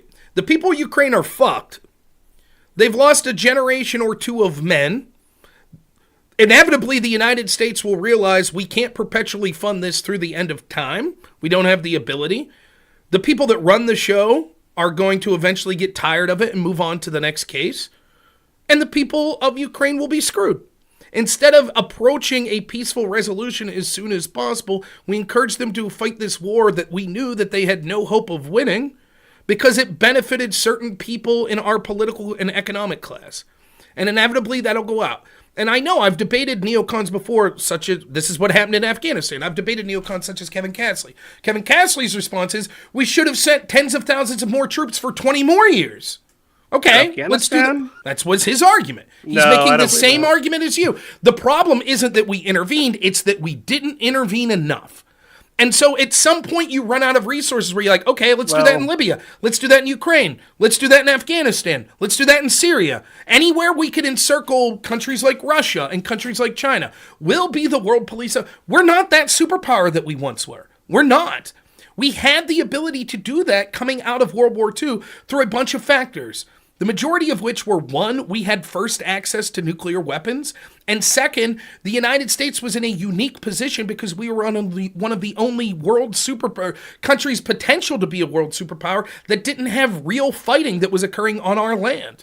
And so we were in a unique position where we didn't have to rebuild up the infrastructure of our country like Germany, like the UK, like Russia, because we didn't have a land war that was occurring during World War. It sort of separated us. And so maybe it made sense in that weird time for the United States. And this is basically what happened. The United States basically became the world superpower and was like, look, we will trade your security for access to your markets. We'll keep you safe. We'll make sure that there aren't these interregional conflicts. Maybe it made sense then when the United States stood in that unique position. We're not there now. We're slipping. It is clear. Even our influence and fear. That, like, do you think for a second that China would have been willing to send spy balloons over the United States as blatantly as that? During those times? Of course not. So we've lost the ability to sort of inspire fear into other countries because we're no longer that. We could go in it alone in any country at any time we want. We don't have that. And I think it's a mistake to sort of approach. I agree with you that we need to be taking these institutions. I disagree that the way to do it is say we should continue to have the exact same interventionist policies that we have now, except somehow make them more aggressive and just have our people there that are doing the interventionist policies. Because even if we do that and it temporarily solves the problem, by building a country on that, you guarantee that eventually the people you don't want will also get those levers of power and we'll be right back to where we're at today. So your concern would be someone like Democrats taking over the intervention America at some point after we've. It's not the Democrats; it's the Uniparty. Oh, I see. Okay. That is a big concern. I don't want Trump. I don't want like Vivek Ramaswamy to get in there and all of a sudden be running the CIA and say, "Sweet, now let's build bases in all of the African countries and let's." I don't think you need to worry about that with Vivek. But that's what I'm saying. That's a politician that I like. Mean. I don't just because I like someone, I still don't favor that plan. Instead, and we're talking untold, it's a huge risk. It's going to inspire other countries to sort of band together to fight back against us. Because, I mean, for God's sakes, you're basically announcing to the world we're going to become military expansionists. I mean, and of course, we're already on the cusp of World War III. Is that really the approach to have right now? And in addition to that, we're struggling mightily domestically back home. Now's the time to decide, you know what, we're going to be a global empire. And it might make sense what you're suggesting. There's historical precedents from, but only if you're going to act as the unabashed conquering invader. Okay, if we have to come into your country, we're taking your stuff. Like the empires of old. But you're saying, no, don't do that. So I don't know. I get where you're coming from. Other callers. I do, but I'll give you the last word. I will, I promise. Go for it. Well, I won't take up too much of your time. I have so many arguments. I still want to talk to you about this at some point. It's not going to be satisfied, so I'll get out. It was really good talking to you. Just know I do not get mad when people disagree with me or whatever. I'll leave you with this. I was looking at some economic research. I found out the Brownstone Institute has done some looks at inflation and found the government has not been correctly tabulating inflation since about mid-Trump era. And they think we're actually about 40% inflation. I saw that same report, yeah. Okay, yeah, I wasn't sure if you knew or not. Yeah, it's insane. And like I said, I don't know if you saw me say this the other day, somewhere here. Yeah, I have it right here. It's written in pink ink pen, so you can barely see it. But you see these numbers, I don't know if you can see it. These numbers here, that was me and my wife just taking a series of items from about 6 months ago. So from January 2021, we're talking about things like 90% lean ground beef, Beneful dog food, bagels, eggs, gallon of milk, salad, strawberries, etc. Just us in our little rural place where we shop, the increases went up 23%. That's just with those food items. And I think we've seen less inflation like where I live with groceries than many other places. And so, like, when you hear them saying, like, well, the number's like 14%, that's not what I'm directly seeing with, like, apples-to-apples approach to this very specific items at the same store. We can see that it's gone up 23%, and that's not considering rent prices, mortgage prices, price of automobiles, all sorts of other things. So, yeah, I totally agree with you. And let me just say one last thing before I let you go. I enjoy these discussions. I think it's robust. Yeah, I know I talk a lot. If we were doing a debate that was sort of set up as a debate between you and you, then certainly it would be a different situation where there would be equal time on both sides. But I guess just what I do... It's your show, dog. Right. But if you want to set up like a debate, whether it be moderated or not, on interventionism versus sort of my non-interventionist policy. I'd be happy to do it. And I would wait until after the election because I'm going to have a lot to talk about. Of course. But yeah, we could set that up, and I don't mind at all. And we could go for, I'm sure if you want a moderator, we could do it in the Crucible. And they'll treat you well. They're not going to treat you bad over there. And then we'd have like probably 900 people watching instead of 200. That'd be dope. So, yeah. So we could set that up. But no, I appreciate what you're saying. I thank you again for calling in. Yeah, I'll DM you on Twitter after the election and see about that. All right, man. All right, Thanks so much. Good talking to you. Yep, we'll see you soon. Tell your dad I said hi. Vote Trump. Of course. We'll see it. All right. So there was another caller on the line. I'll put that up again. They left, though. Unfortunately, I'm just now seeing. But that's okay. But yeah, when it comes to interventionism, I'm against it as we are currently set up now. As a philosophical principle, if you could guarantee that you had good people, benevolent people and stuff, it's a more difficult, nuanced conversation. I don't think you're immoral for saying that. I think there are strong arguments to be had that the world is better with a unipolar superpower, sort of keeping people in check. But I think we're so far away from that the correct thing to do now is to vote in politicians that are focused on what's at home as opposed to sending our resources all around the world. That's my opinion on it. Okay, now, seeing as how we don't have another call... Oh, okay, we do have another caller, and then I do want to get to the Trump stuff. And I told my wife I would be done by 9... Did I say 9:30 or 9? I don't know. All right, who do we got? Black Jaden. What's happening? Hey, Rob, how you doing? Doing good. Thanks for calling. I've been a fan of yours for a little bit. I've first watched you on a Destiny debate and heard your arguments against him from the January 6th election. Started watching you, so super glad I get to call in tonight. Yeah, I'm glad to have you. Thanks so much. I think one of the main things that I wanted to talk to you for a while is, I guess, the fact that you have said before that Ron DeSantis and Vivek Ramaswamy might have been better candidates than Trump. Mm-hmm. I think my opinion probably differs from yours a little bit on that, for the main fact that I don't think that the media would have given Ron DeSantis or Vivek Ramaswamy any kind of breaks. I definitely think that Trump is the only candidate who could have weathered the media storm that he receives. So, okay, so two things to say on that. Completely agree with your first part. We now live... The people that make the argument that, like... And I see this with a lot of DeSantis people. Again, you correctly point out, I would have picked DeSantis over Trump. I would have went Vivek, then DeSantis, then Trump. That would have been my order. So by no means am I saying this as a DeSantis hater, but so many DeSantis supporters that I see that are embittered about Trump say, imagine if DeSantis was there, he would be winning. I just saw someone put out the other day, there was a post from some journalist that was like, Donald Trump is bad, but J.D. Vance is even more evil. He's even worse.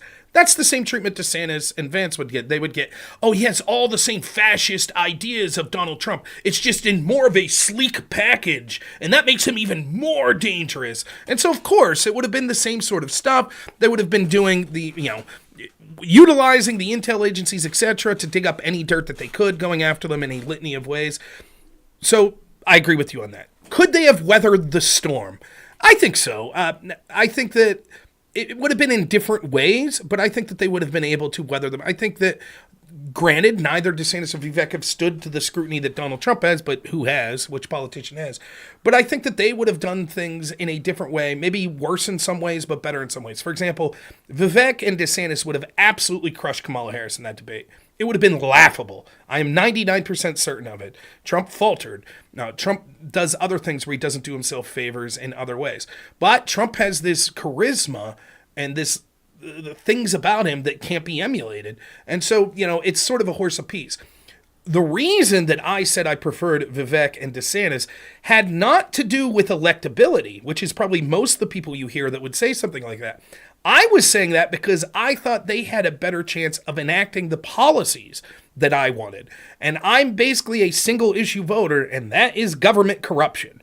And so, for example, when I look at an institution that I feel needs to be disbanded, like the FBI, and Trump and Ron DeSantis said, or let's start with Trump. Trump says, we'll build him a big, beautiful new building in D.C.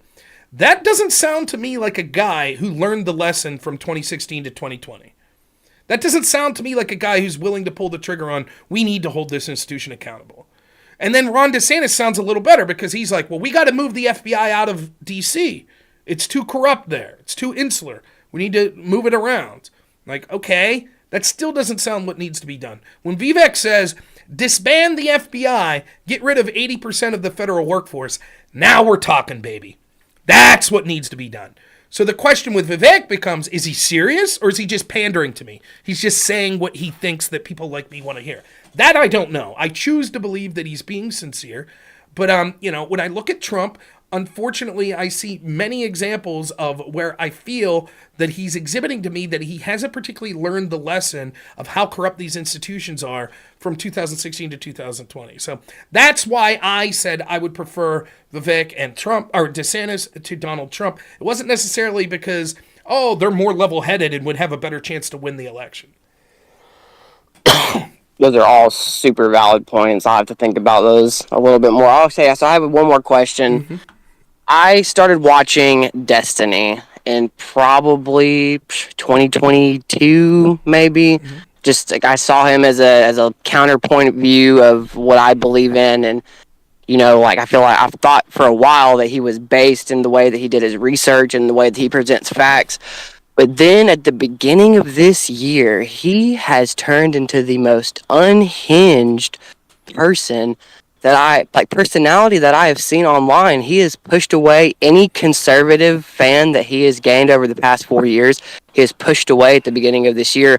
And I feel like it's strictly due to an election cycle. And for somebody like Destiny, who normally does, I feel like, engage in good faith and engage in facts, he just completely turns unhinged when it gets close to an election cycle. And I just don't... I guess I would like your input on how to handle content creators like that when you're a fan of them, when you engage with them, and how do we go about battling these facts that they use to beat over our heads, even though the facts are usually taken out of context.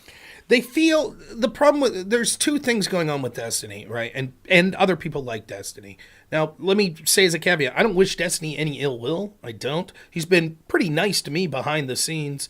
He's let me come on a show, which has benefited me more than it's probably benefited him. So all that's good. I don't wish him ill. I could say that about 99.9% of all of the lefties I've interacted with, whether it be Pisco, Hutch, IRI, Ponder, and Wick. I don't wish any of these people ill. Some I like more than others. Destiny I don't particularly dislike. I think he's entertaining. I think he's a pretty good debater, intelligent, and so I understand why way more people watch him than me. He's built a brand, and there's entertainment value in what he does. Now, when he's foraying into politics here, I think there's sort of two things going. One, to be a streamer in the political sphere, the more one-sided and sort of, I don't know that the word radical is correct, so let me find a different word for it. The more rabid of a supporter you are for your side, means that you're inherently going to see a bigger audience and get more reach. So there's not a lot of reach for sort of a nuanced opinion like, I think Trump's preferable, and I think that Trump does a lot of good, and he's the best candidate that I've ever seen that actually had a chance to win, etc., etc. But here's a lot of things I criticize about Trump. I do that, and all of a sudden, a bunch of people that watch me when I'm doing my shows talking about Trump being good, they get real mad when they hear me start talking about something I don't like about Trump. For example, 3 years ago, before I had built an audience that I've built now, it's not a big audience, but I think my audience is one of the best out there because I've never really pandered. I've just given my honest opinions. And as such, most of the people that have been with me for a long while, they disagree with me on things, and it's okay. They don't get infuriated. But there were a lot that did. If 4 years ago, if I would have said Trump lost a debate, I would have got eviscerated by 50% of my audience. What do you mean? That's garbage. Now I have people that say, I disagree with you, Rob. I think Trump won, but fair enough. John Beard, who's in the chat right now, I saw him saying earlier, I'm not going to agree with Rob about everything. I disagree with him on his takes on things like isolationism in Ukraine. So it's difficult I think it's more rewarding, maybe not financially, but it's more rewarding as a content creator to not pander, to not just take one side and always be on that side and that's it and I'll defend it no matter what. It's more rewarding to build an audience like that. However, it's not the easiest way to grow your audience. And so the more hyperbolic your take, the more rabid you are of defending your side. And so when it comes to sort of these political issues, when it's a non-political season, right, then Destiny can make arguments that sort of crosses the line. He could defend Kyle Rittenhouse. But then once we gear up, and I said this, I've been saying this for a while. I said it's so funny to me because when Trump was in office, all of these left-wing creators, the ones that were around back then, you had material every day. Trump did this, Trump did this. And it's not just the streamers. This is true of the media, right?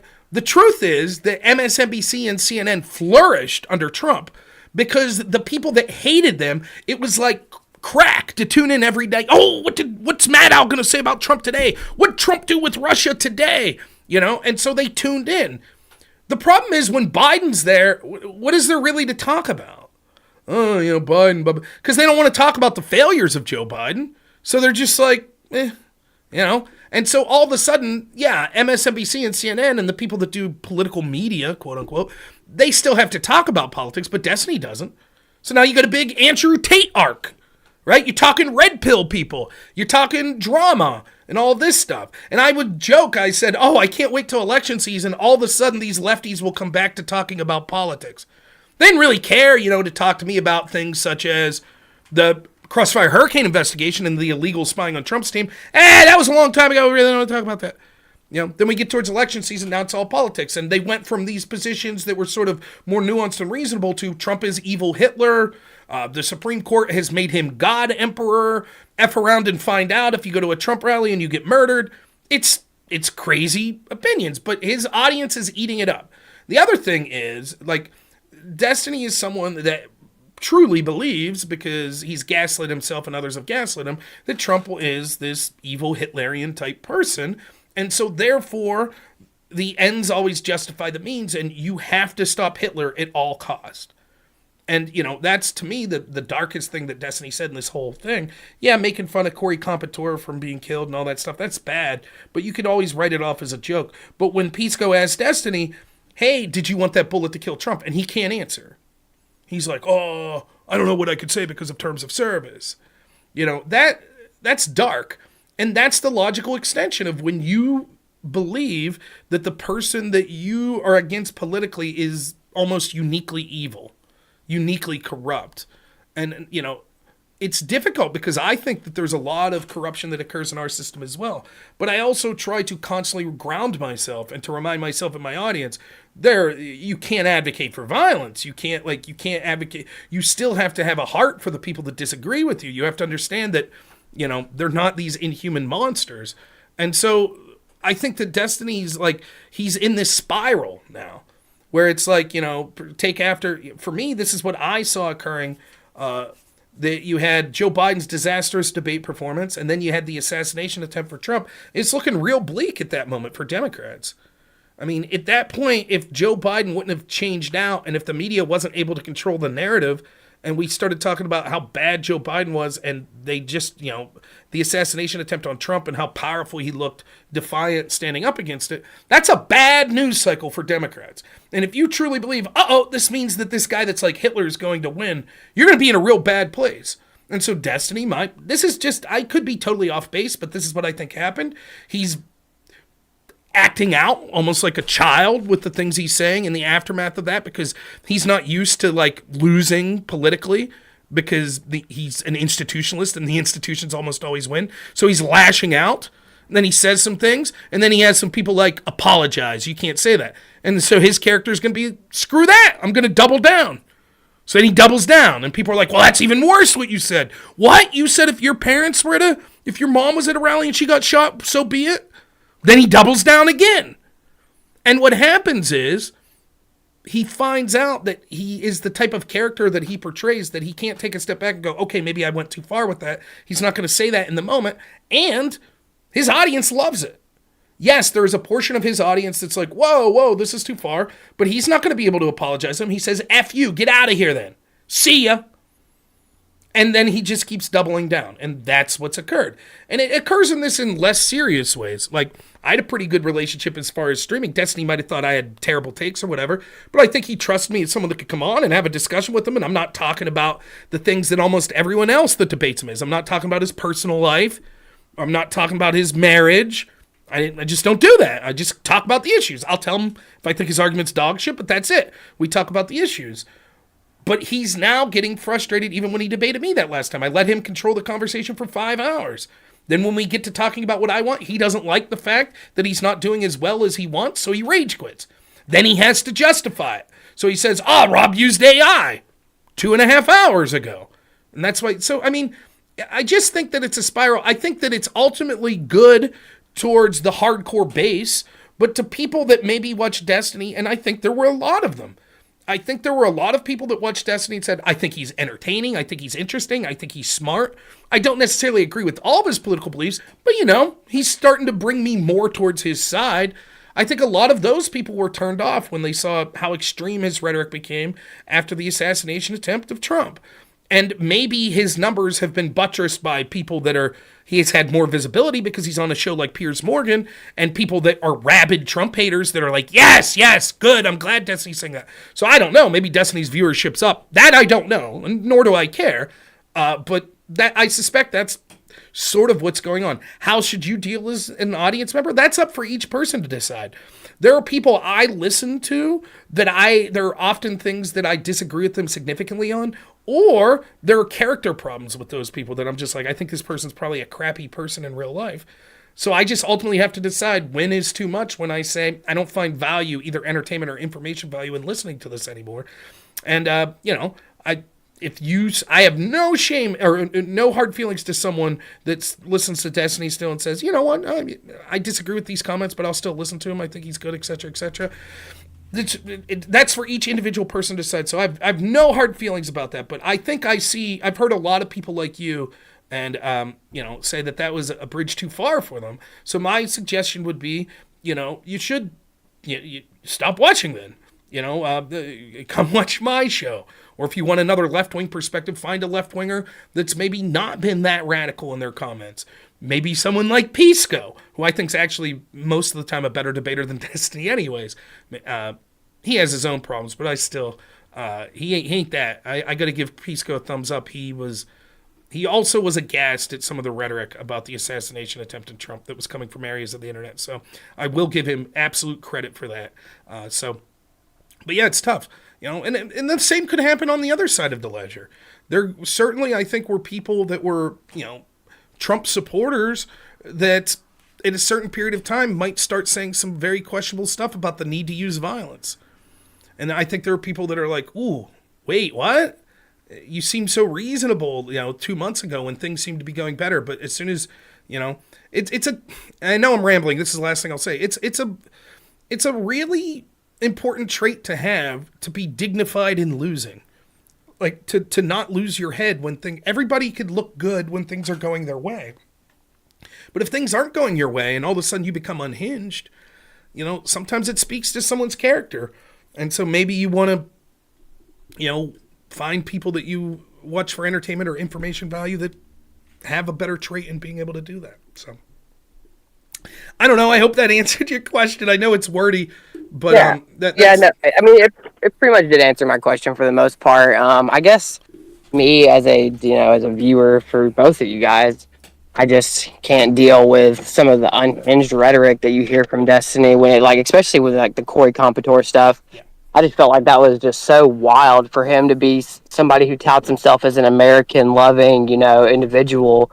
How are you going to tout the death of another American as something funny and to make a mockery of during an assassination attempt? As far as Pisco goes, I fucking can't stand Pisco for the main reason that he just fucking smiles all the time. He can't go 5 minutes in a debate without a smug smile on his face, and it makes him impossible to watch for me. It's really weird too. And I've told this the last argument I had with Pisco where he put me on notice for putting lawyer in quotation marks. It's a conversation I've had with him many times. I'll have conversations with Pisco just on my channel where he's like a completely different person.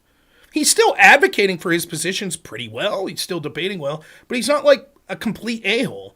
right? Like, and then it's like he gets in debate pro mode when he's talking to other people, and he just like super intense a-hole, and he comes across as extremely unlikable, and Destiny could be extremely unlikable because he's already built enough of an audience that's going to be there, and he has FU audience and FU money. If he would say to you, then FU, I don't want you watching me. Go away. I don't care. Like, he's already built that up. He put in the work. Largely, I'm no Destiny historian, but I think he was a streamer of other things, right? StarCraft and other things like that. So he's built that up. Like, Pisco, for me, it's like, I honestly try to tell him, like, I feel like if he would, I'm not telling him to be less aggressive of a debater or anything like that, but if he would just try to be more affable in a lot of these interactions, particularly with interactions with, like, bigger people, like Dave Portnoy or the editor of the Washington Examiner, I think he'd have a better chance of more people saying, hey, this guy's saying some interesting stuff. But he doesn't listen to me when I tell him, like, one of the most common reactions I get from people when they talk about peace goes, why do you talk about that guy? He's a smug asshole. Like, he's terrible. He's insufferable. Okay. Like, I try my best. Sometimes I come across as that with certain people. I know Hutch's audience thinks the last time I talked to him that I was a bit unhinged. But that was some specific circumstance that were going on where he called when I had 20 minutes before I was doing an interview and basically was proving the point I was making about not caring about what these Gold Star families said and interrupting and saying, yeah, I'll say whatever you want just so I can get to talk what I want. But few and far between are those times. I think most of the time, even people that disagree with me would say, well, Rob's likable. And Destiny has that at some points. Destiny can come across as funny and likable, but I don't know. I'm just saying, when it comes to unhinged rhetoric, you might not like Pisco, and he might personally put you off as far as his mannerisms or the way he portrays himself. But I am saying he did not even remotely pay lip service to the idea of wanting Donald Trump assassinated. He did not. And I know that's a small bar, but it's like, wow, that's it? That's what we're praising left-wing streamers for? Yeah, sadly, that's where we're at now. He just wants him in prison the rest of his life, but he's against assassination attempts. So, but hey, yeah, I give you props for being able to deal with these guys and be able to cohabitate and engage with them on the level that you do. Also, super big props for the Destiny debate, which is where I discovered you. I can't believe you handled 5 hours of him griping and moaning, complaining about Trump, just for him to cut you off. But thanks for letting me come on the show. This was really fun talking to you. I'll definitely pop in another night whenever I'm free, and it was a pleasure. Have a good night. Thank you. Really appreciate it. All right. Good call. We got something here. What was it? Oh, thanks for the follow, Backyard Renegade. What a cool name, Backyard Renegade. All right. I hope I got these names in order. We'll go Megamax. I'm trying. What's up, Megamax? Can you hear me? Oh, one sec. Sorry. No problem. Hey, I'm here. Yeah, sorry. No problem. What's happening? What's on your mind? I was just hanging out. I was playing some Morrowind and explaining it to my dad a bit. Morrowind? Is that? Yes, the third Elder Scrolls game. Yeah, I remember. The fucking weird one. Yeah, I remember, like, when that game first came out. Oh shit, I don't know how it would have been, but like, people don't understand, video games, even Morrowind is far more advanced and more modern than older games that you didn't hold your hand in the past. And I remember Morrowind, it just sort of throws you out there and you're like, what am I supposed to do here? And I remember, like, if I remember correctly, one of my first interactions as a young person playing that was, there's like these boots that could cause you to, like, this dude like falls out of the sky, like right as soon as you leave the first town. Those are scrolls of a Gaffigan flight. Yeah, and I'm just like, what the hell is going on? Like, you could jump to the point where it would kill you and stuff. So. Yes. But yeah, I'm slightly familiar with Oblivion and Morrowind and Skyrim. So yeah. Well, I wanted to talk from the first guy that you were talking with. When it comes to the whole American Empire stuff, some of that shit, if we were to do it, like, be the American Empire, we'd basically have to be British Empire 2.0. Right. In which... Well, you know, they say that until they're gone, and then everyone's pissed that they're gone because then nothing works anymore. And it's like, oh, because I remember the story of, like, the Indians got really pissed. This was after decolonization. The British left, and then there was, like, some huge race or religious riot that happened where a bunch of people got killed, and the Indians got pissed at the British for not stopping them. Right. No, it's You know, certainly and it's like, that's the story of the that's the story of so much of sort of empires where it's like, okay, you can understand the anger of certain people that it's like you came into our country and you're running the show and these people, half a world away are making decisions in our country. This is garbage. But then oftentimes what happens is when they leave, it's like, wait a minute. Why aren't you helping us now? It's like, yeah, I mean, Africa. Why isn't everything is as nice as it used to be? It's some of the funniest things is just hearing like the apartheid nostalgia of just like, I want white people back. I don't care if I had to go back through the back door or whatever. I want white people back because when white people were around, I didn't have to worry about getting stabbed. It's difficult. It's difficult implications and moral conundrums that arise for certain things. For example, I've said that one of the only people that I would be very nervous to debate. I'm always somewhat nervous to debate anyone, but someone that I would think I would have my handful is a guy by the name of Jared Taylor. I don't know if you know who that is. Oh, yeah, I know who is he the guy who goes white? Yes, that's him. Specifically, right? Now, yeah. Well, because to me, it's like of all of the back in the day of all the old alt-right people, he to me seemed like the least concerned with like race stuff of like hating black people or Jewish people. To me, he always seemed like the guy of just acknowledging the realities as they are, and just like, to me, he always came off as a separatist, not like a supremacist or I don't know how I would agree that's how it seems. Now, I would disagree ultimately sort of with a lot of the ideas that he has, but he is persuasive in the fact that he comes across as affable and he's making historical arguments that you can see are rooted in truth. So, for example, I remember one debate I watched, and I didn't agree with him in this debate, make that clear, but he made this point. He said, as a young man, I will forget the specific details, but he was in Africa. He was traveling in Africa. I believe he has an interesting background, too. I believe he was... Yeah, I think he, like, lives in Japan Yeah, or something like that. As a young person, I think his family... Yes. Of, like, mono-ethnic countries and stuff like that is because Japan's one. And while Japan has its own unique problems, they don't have the same problems that we do. Of like, shit in Japan still actually works, and it's very nice.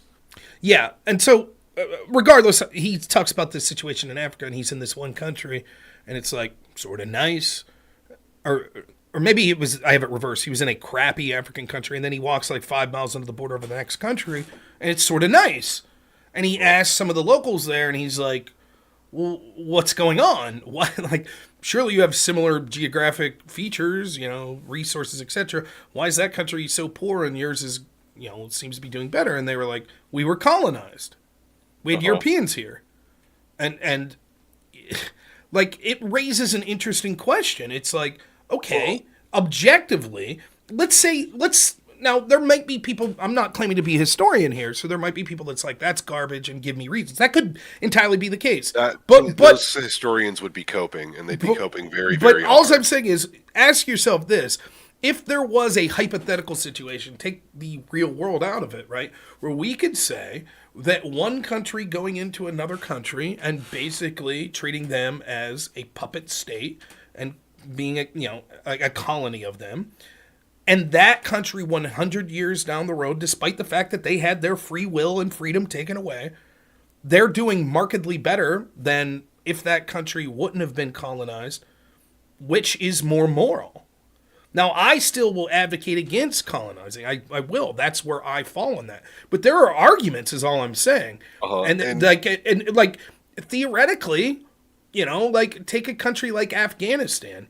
What if the United States, instead of like going there and playing footsie with, we're trying to help them build up their own military and stuff, what if they just did like the British did and said, nah, this is ours now? On some now? level, that's sort of what to me, it'd be like, we'd actually be respected for that. Because I remember listening to Carl Benjamin talk about how do the Afghans view the British Empire? It was so long ago since the British were there, but how do they view the British compared to the Americans? And the British and the Afghani British view on British rule was that they were competent and good.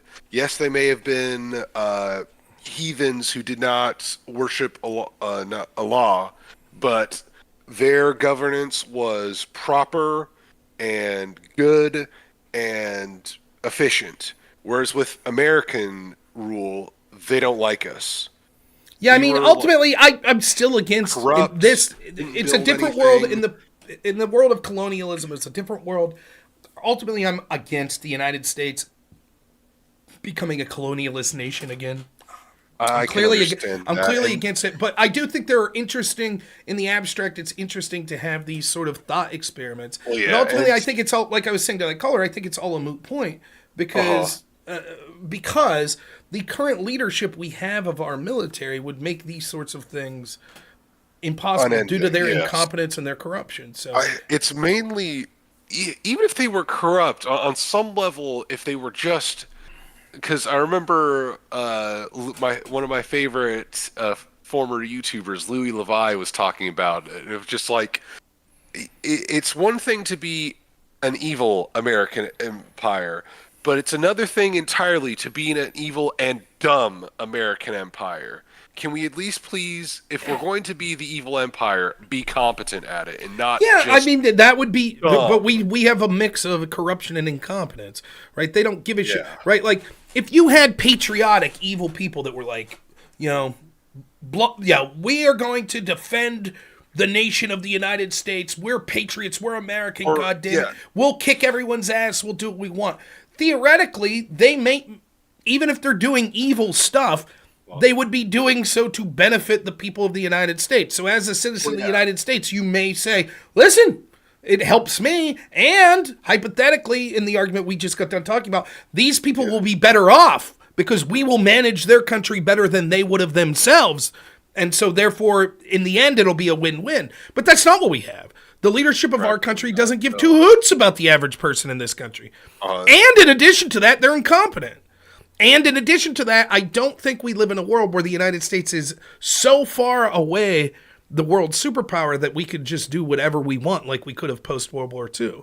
I think at this point we would need to also have some diplomacy. For me, it seems that these goals could be accomplished far better through uses of exertion of cultural and diplomatic power rather than military power in the way that they're doing, or financial power in sending all this money to places like Ukraine. I think it's just making the situation worse.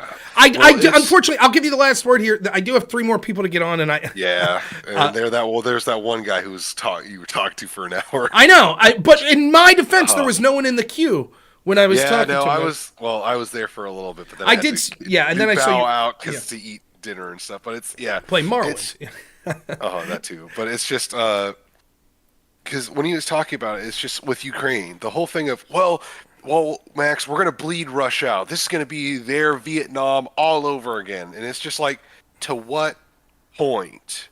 It's one because it'd be one thing if the evil American empire was like, Max, let me take you aside. All right, we're gonna sacrifice an entire generation of Ukrainian men, but and we're gonna blow a shit ton of cash arming them and stuff. But here's the 5-point plan of what we're gonna accomplish via this sacrifice. We're gonna do some stuff, and it's like, damn, man, that's evil. But I can. You're actually making an argument, sort of thing. Like here, and this one is just like, oh, we're bleeding Russia dry, and it's like, yeah, but no, we're at best we're like stalemating each other. We're equally bleeding each other out, and that's like on a good day. Mm-hmm. If we're being honest with each other, Russia is fully in ever since Joseph Stalin on the quantity has a quality all of its own.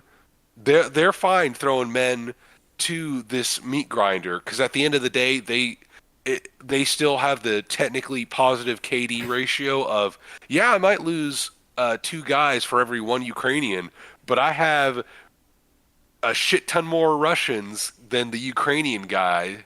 Mm-hmm. No, I get what you're saying. I just I get it. I just think that I'll stand behind my non-interventionist policies as it goes right now. And one last thing is they also have found the counter to the biggest American weapon, which was the American sanction. Oh, I remember hearing all during this, oh, our sanctions have like totally destroyed Russia. And it did for about like 6 months at most, after which they've got like, buddy with China and did other stuff to like alleviate the problem. And in the end, America and Europe looked like retards because it's like, hey, where do we get all of the like fertilizer to grow all our food? And for Germany, it's like, hey, where do we get our fuel to keep us warm during the winter? Oh, it's Russia. It's like, good job, retards. You just stabbed yourself in the face while stabbing the Russian. Yep. All right, man. Well, thanks so much. Call back in. I'm sorry we didn't have more time tonight, but yeah, I'll talk to you soon. It happens. So, thanks, man. See you around, Rob. Yep. Have a nice night. Yep. Okay. I wanted to get to some of those Trump jokes. So hopefully we'll get to them at the end, but we'll try to get through some callers here. James 007. Could it be the James Bond? What's up, sir? You're muted. I don't know if you can hear me. I know you've been in queue for quite some time, so. Yeah, can you hear me? Yeah, I hear you now. What's happening, man? Hey, man. It's good to talk to the Rob GPT, Yeah, I'm typing furiously as I'm talking to everyone to get the answers here, so. I hope you don't put me on notice. No, never. I wouldn't have the nerve to do that to someone. Yeah, man, it's good talking to you. Yeah, it's just interesting with the whole Russian thing, how we are giving billions and billions and billions of dollars. Really, we're giving our old weapons, right? I heard somebody talk about that. I've been looking at stuff like Tulsi Gabbard, where she talked about the military-industrial complex. It's like, when are we going to learn that these institutions are not for us? Mm-hmm.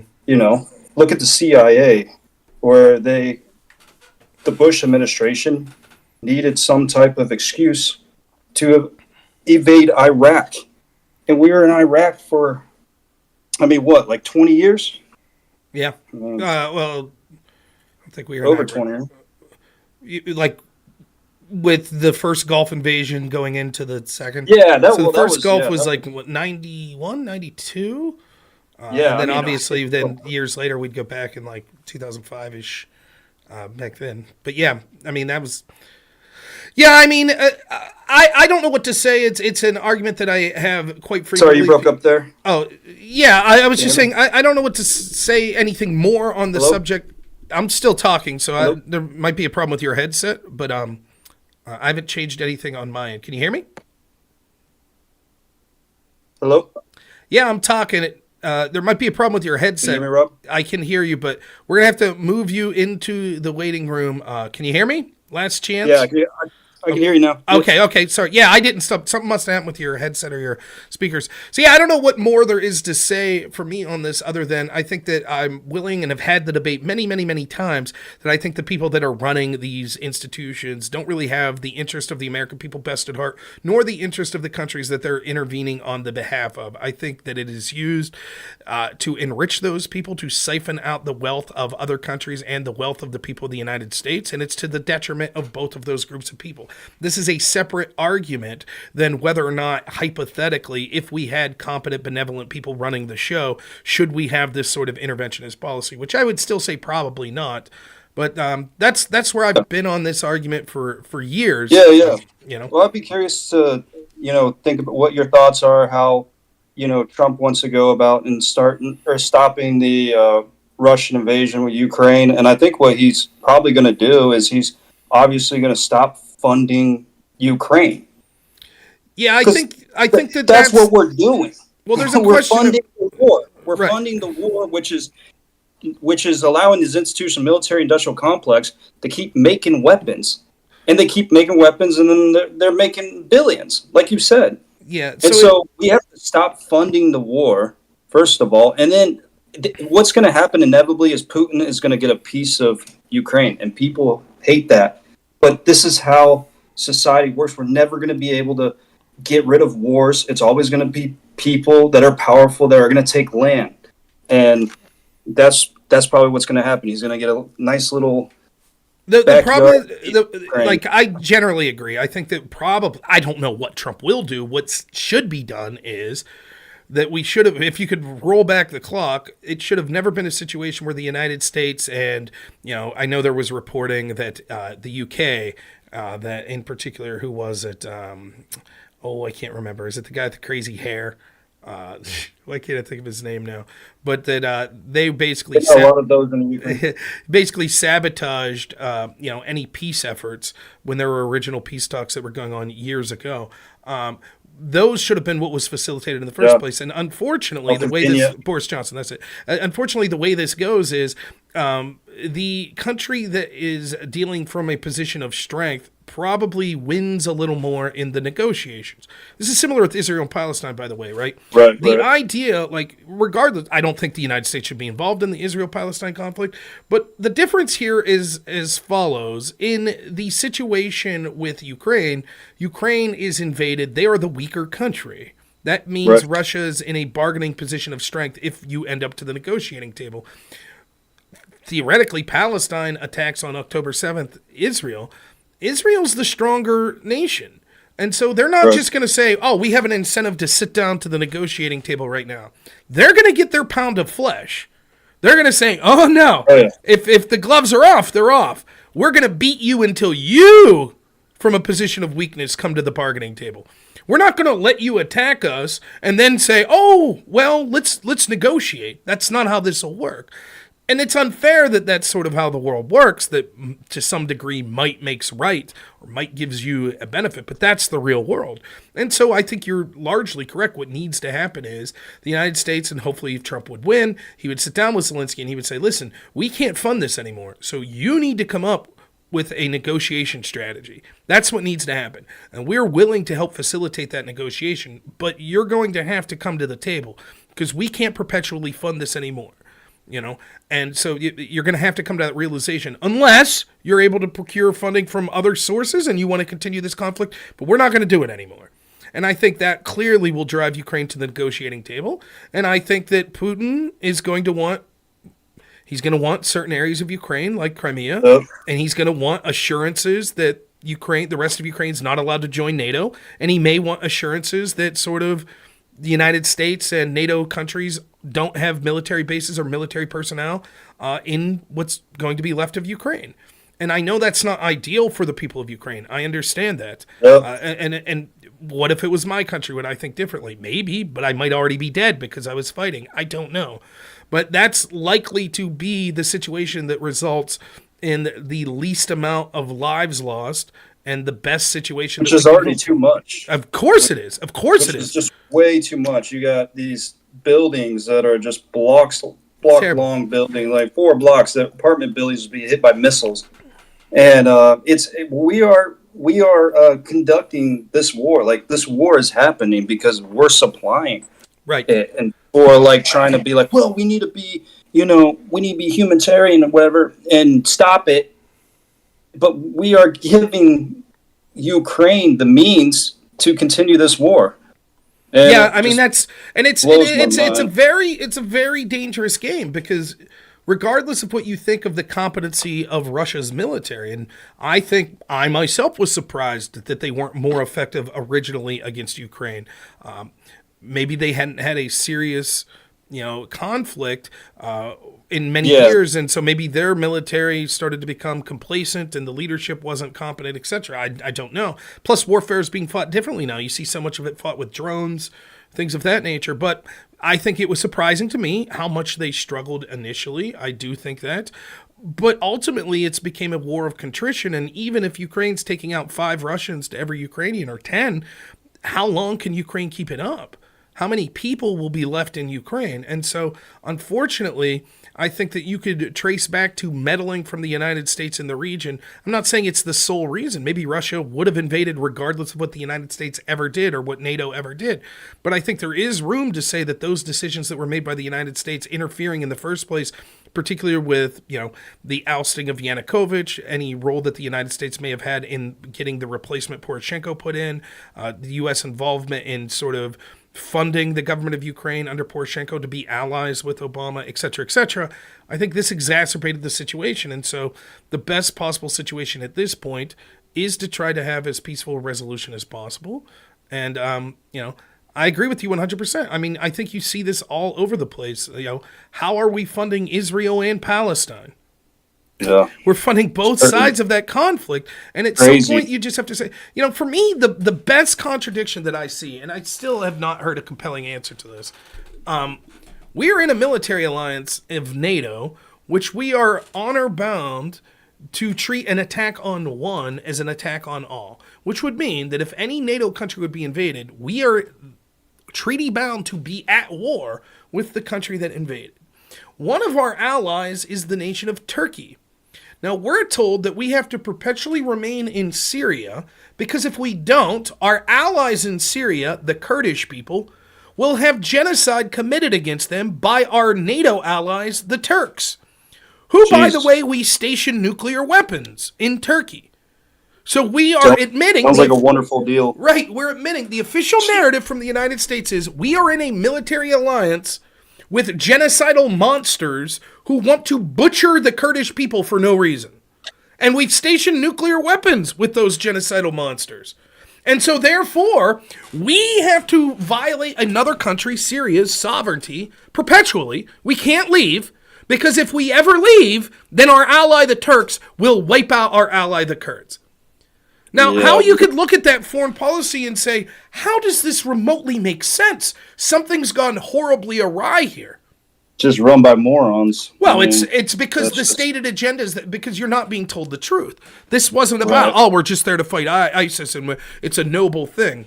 That's not what's going on. So, hey, I got to let you go. I got to get to the rest of the callers. But, James, thanks so much, man. I'll try to do a call-in show once a week, usually on Friday. So definitely call back in. Yeah, Rob, you're always great to listen to you, and you definitely are AI, so. Thank you. I try. I'm furiously typing. These are fake arms here right now. Really, I'm typing behind, so. All right, man. Take it easy. Thanks. All right, brother. All right. We got next. I don't know if I got the next two in order correctly, but we're going to try it. Commander Crazy. What's happening? You're muted if you could hear me. You there, Commander Crazy? I know it's not fair because sometimes people wait in the lobby a while, and then when I bring them on, they're AFK or something. But going once, Commander Crazy. Going twice. All right, we'll put you back in the lobby, and maybe you'll be ready here. So we will bring conservative not voting something. I can't. Can you hear me, conservative? It says conservative not voting Trump. Obviously, I can't vote for Trump. Because you're not in the United States, or just you don't like him? We won't talk about my current status. Okay. Once Harris gets in, everyone will become legal. So. Oh, okay. That makes sense. So, how you doing today? Thank you so much for calling in. I'm doing great. I pulled a bonfire from my dueling mirrors tin. It was pretty great. Yeah, prismatic secret rare. It looks beautiful. Oh, is this some Pokemon stuff? No, it's Yu-Gi-Oh. Oh, yeah. My mistake. Far less nerdy. Look, I can't say shit. I used to play Magic the Gathering all the time growing up. But I never got into Pokemon cards or Yu-Gi-Oh. I played the Pokemon, some of the games, but I did have one Yu-Gi-Oh game for PlayStation, and I'll be honest, I couldn't figure it out. I didn't understand the rules. Yikes. But what's on your mind? You didn't want to just talk about Yu-Gi-Oh, did you? No, obviously I came here to talk about Pokemon. Oh, there you go.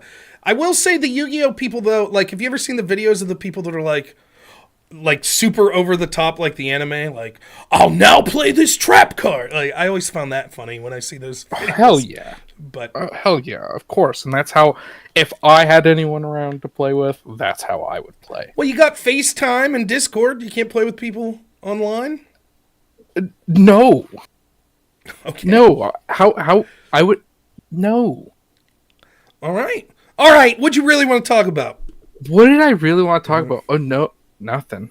I wanted to come in, chat, see about Yu-Gi-Oh! Pokemon, obviously. Okay. So, no, nothing.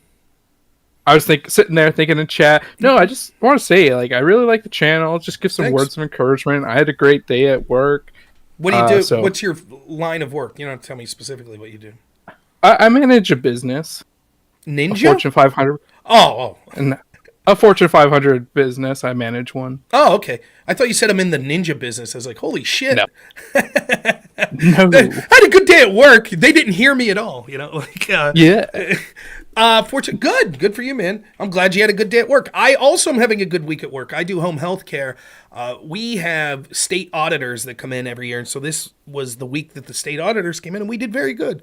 So I worked a lot, but it was a good day. And then I work tomorrow. One of the gentlemen I take care of like adults with autism and other disabilities. He's a huge Halloween fan, like loves the horror movies, and one of his favorite movies is Halloween. And I just found out right before I came up here that we still have a drive-in around here, and it's playing the original Halloween tomorrow night. So I think I may get an opportunity to take one of my clients to a drive-in to watch the original Halloween movie, which I think is pretty cool. That's probably one of the ways people saw that movie back in the day, I imagine drive-ins were bigger back then. So yeah, I'm looking forward to work this week. I think it's going to be good. Yeah, that sounds exciting. No, I had one of our market managers come in, do a tour, and went exceptionally well. So, Good. That's great. So you sound young to be a manager. Is that fair? Would you consider yourself young? You flatter me. Yeah? You flatter me. No. Yes. It's me, Chrisco, anyways. So. Oh, no. Okay. Shit. But no. I am in my 30s. Well, still, that's pretty young. Isn't it weird? Young. Isn't it weird how we view age? Like, for example, I'm 40. I feel old as shit. But if I run for president, I'm remarkably young, right? Yeah. Like, it's weird how we view things in certain contexts of that. I think all the time I'll see, the other day I was a comedian I like, Louis Black. Louis Black didn't get big until he's like in his mid-50s, I think. It's like, oh shit, I still got time to get my life in order. You know what I mean? Like, I can get it done. Shouldn't you be fishing? You're always yelling at me about fishing. And you're playing Yu-Gi-Oh? It's pitch black outside. It is illegal to be fishing. You can't fish in the dark in your country. I cannot. We have a song about it, right? Nitty Gritty Dirt Band. Louisiana moon coming up tonight. You know that song, Fishing in the Dark? Great song! I don't think so. You don't think you know it, or you don't think it's great? I don't think I know it. Yeah, well, it's a good song, Fishing in the Dark, Nitty Gritty Dirt Band. Yeah, that's what America's about, baby. And leave no government tell us we can't fish in the dark. Anyways, what I really wanted to come on was, can you see if I'm banned? On what? On your YouTube. Let me check.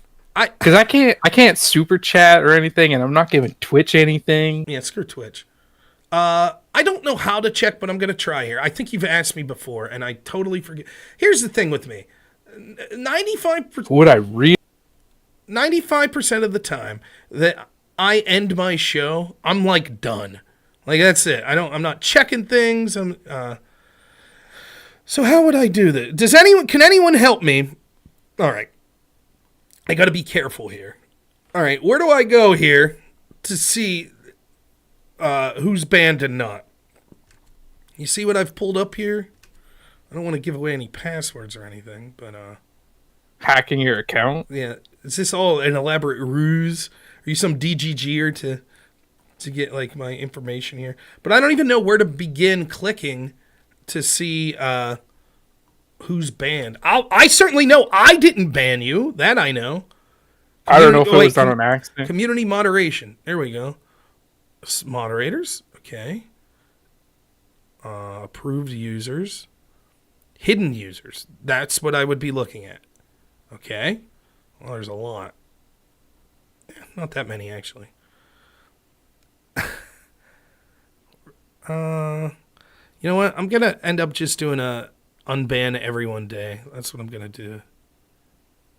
Anyways, on talking about banning, did you see Tim Pool's freak out about the latest of what Twitter did with their unblocking? Yeah. Now, ultimately, I do think that it's a bad idea that Tim. For those that don't know, Elon Musk is going to change there. Your name is on there, and you should be good now. Okay. Oh, I'm off. I think you should not be banned now, is what I'm thinking. Let's try it. If you go to YouTube, try it. There you are. You must have pissed one of the mods off. I don't know what you did. I wouldn't have banned you.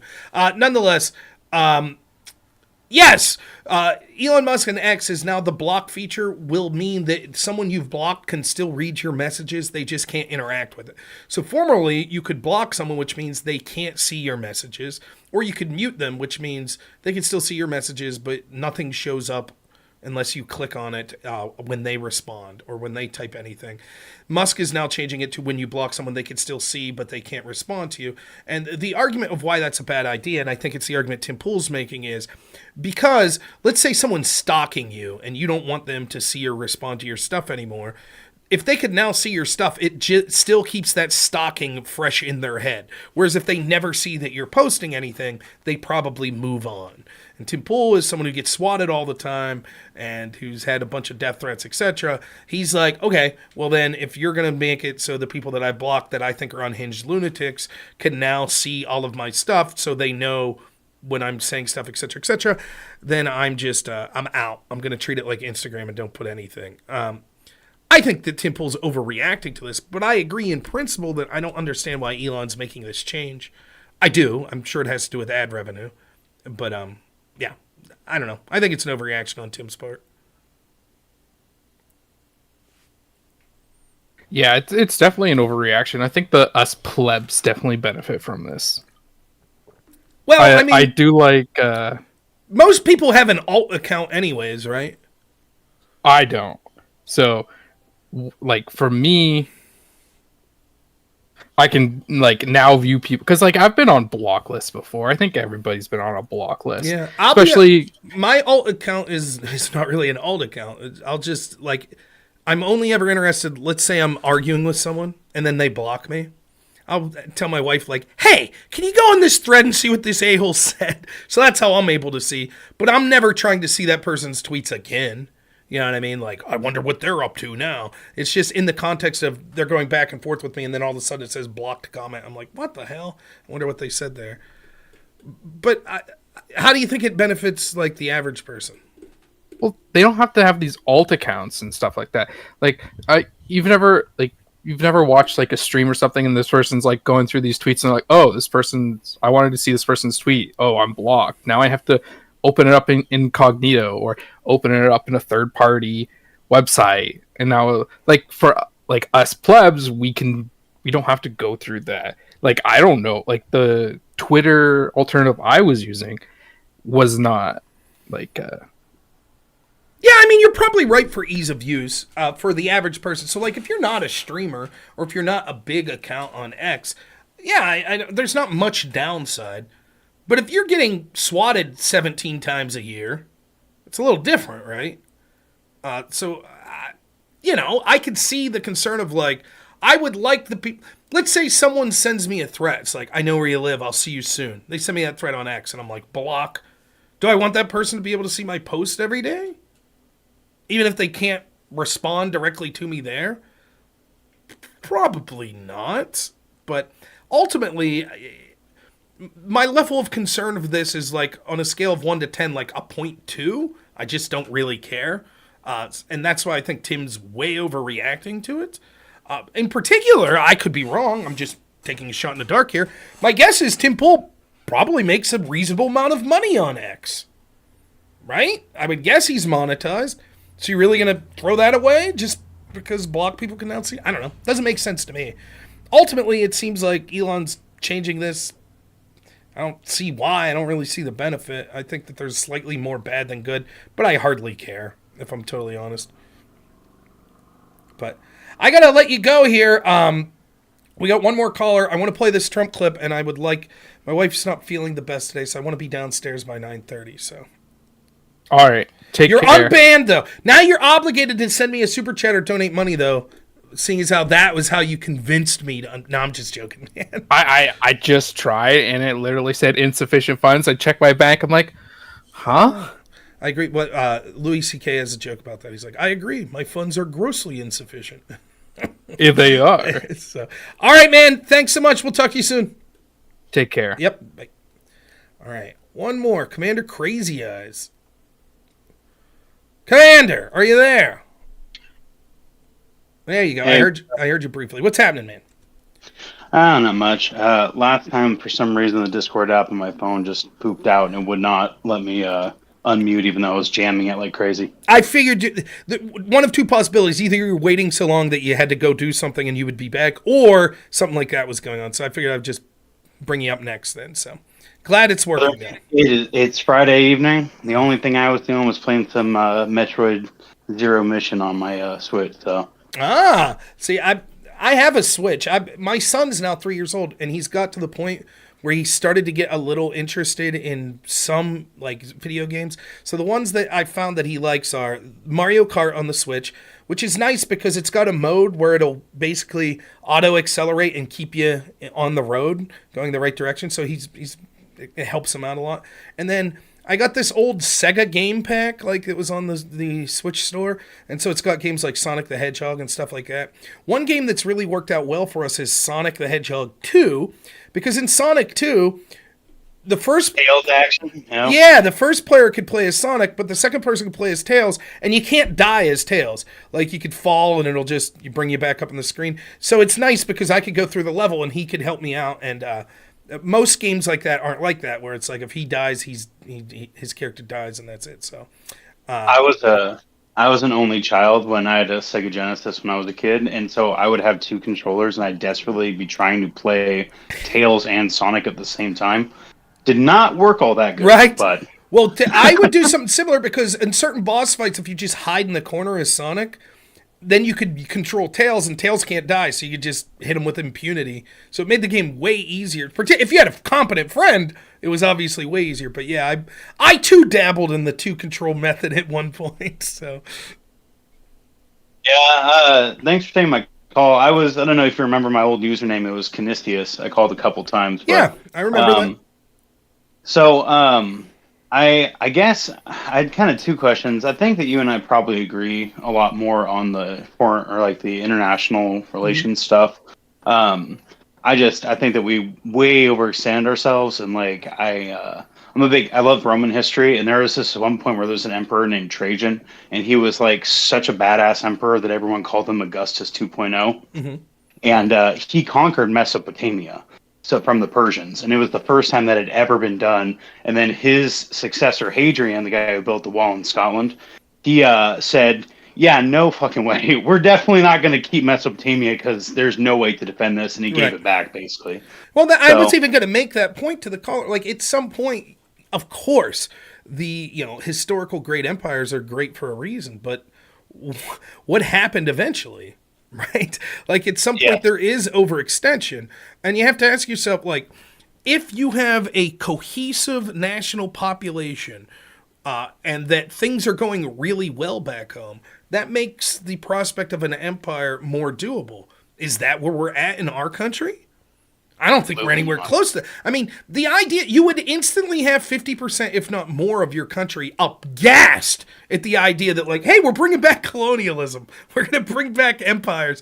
Like, can you imagine the anti-war movement in this country? And, and not just the hysterical Berkeley people, but there would be legitimate people that would be like, this is crazy. What are you doing? So, different times.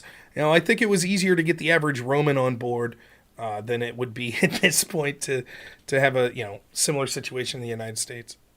Well, and it was kind of funny too. Is actually a lot of Romans were against further imperialism. So there's a lot of Romans that did not want to take over Greece, and there's a lot of Romans that didn't want to completely destroy Carthage. And basically, the argument is like, listen, we have great trade. We control basically all the northern, western Mediterranean. Why do we need to go marching all over the place when we just lost like half of the young elites in the battle at Cannae and the Second Punic War? So I think the Monroe Doctrine was peak foreign relations for America. I think it's like, listen, Europe, you can have fun over there on your side of all your crazy wars and shit. But the Western Hemisphere is for the republics, basically, as headed by the United States. Yeah.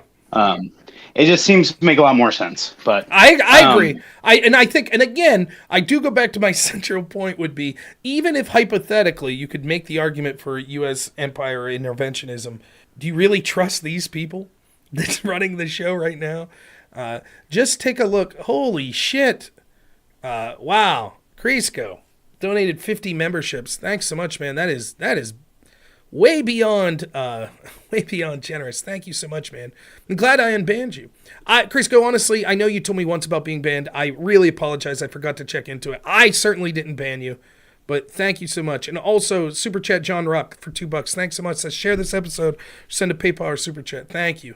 You guys are the best. I have the best audience. Thanks so much. Sorry to interrupt with that, but yeah, I just I totally agree. And it's one of these questions, like, on a fundamental. I'm not a big idea guy mostly. I'm just a redneck. I live in rural Pennsylvania. Like, I watch things that have occurred in my community that I think are really sad culturally and politically. The little county I live in Clarion County. The biggest town in Clarion County is the town of Clarion.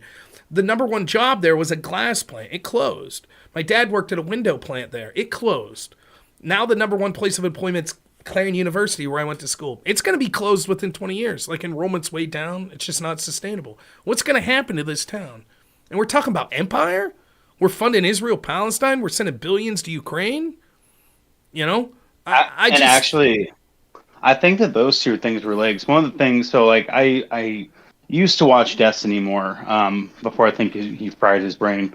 But one of the things that's kind of funny is you hear a lot of like the liberals and like the kind of free trade libertarians, and they're all about like, we should basically have the whole world be a free trade zone. But if you actually look at like how trade works and like historically has worked, is you can't separate the military from trade. You just can't, because if you have too many of your ships, there's going to be pirates and there's going to be other nations that are just going to steal your crop. And it's different. And like, it's a great point, right? Like, the idea of a superpower militaristic. By the way, I have to say, I'm sorry to cut off again my thought here, but Chrisco, I think, donated twice 100 memberships. Jeez, that's unbelievable, Chrisco. That is unbelievable. That is a lot of Yu-Gi-Oh cards, says Crucible Clips. Also, Tainted Holy for $5. I'm putting me on notice, Socialist Rob. Thank you. I'm not social. I'm happy to take this capitalist money. Thanks so much, Chrisco. Unbelievable. Thank you to everyone who's donated and everyone who's called in. Really, it means a lot. Thank you. But yeah, I mean, to finish this thought, like, yeah, it's something that people don't think.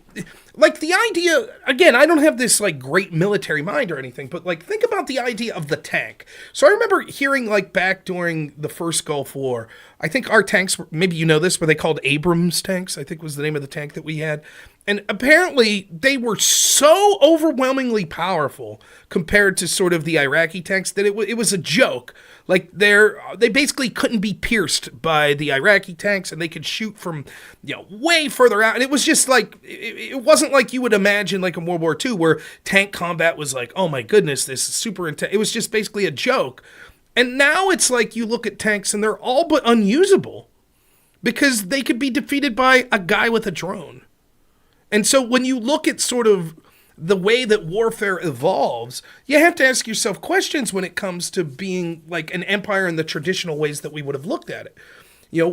Many wars now, you're talking about insurgencies, not necessarily we're keeping out the Polish Empire, we're going to go into this country and we're going to keep the German military or the Prussians or, whatever. It's not really the same now. And like you just said, like the idea of piracy in shipping lanes and things like, there comes a point where sometimes, like you said, maybe, again, I'm no student of history, but maybe trade's better than empire.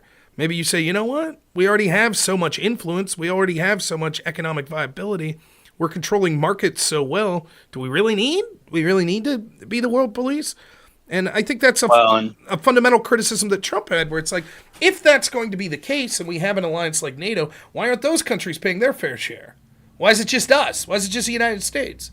It's easy and it's the other thing too. I mean, no, for sure. And I think that I think eventually trade will stop being as globalized, because once you start getting these spheres of influence that aren't backed up by military or backed up by more local militaries, like China, for example, China. I think you will see China. I think you will see less global trade. But the thing is, we don't really need massive worldwide spanning global trade. Like, really, if we had our sphere of influence was the Americas, and then some select places project power and trade like Japan, in Europe, you wouldn't really need all that. Like we basically we like that paper mill, right? Or like the different mills and like factories in the town in your town. Yeah. Right. Like what happened that wasn't like all of a sudden American industry became super hyper inefficient and also like, you know, just everything died on its own. What happened was we basically won the Cold War, and then we, you know, basically just started taking human resources. That's kind of a bureaucratic way of saying it, right? Basically cheap labor from the new kind of global empire from poor countries. So it's not like, you know, it's not like people in Pennsylvania can't produce good steel or Right. can't produce good widgets of whatever kind, right? It's that, well, how are you supposed to have a decent working and middle class and like pay them decently if you have to compete with Indonesians that literally like $2? We say like, oh, these people live with $2 a day. With the cost of living and the value of the U.S. dollar, $2 a day could be more money than some of those people would see in 5 years. Yeah, and I mean that's sort of the idea. Now again, it's complicated, and I understand there are arguments pro and against things, and I lean towards being more free trade and being less government intervention, whether it be in things like tariffs or things like subsidies.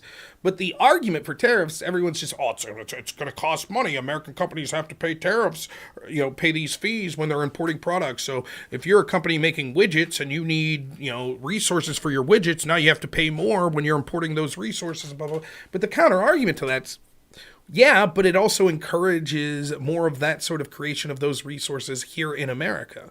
Right. And you could use that as a bargaining chip for these other countries. Like, look, we can't compete with you in your country if you're paying labor costs of $1 an hour, or if you're subsidizing your institutions, or you're putting tariffs on us.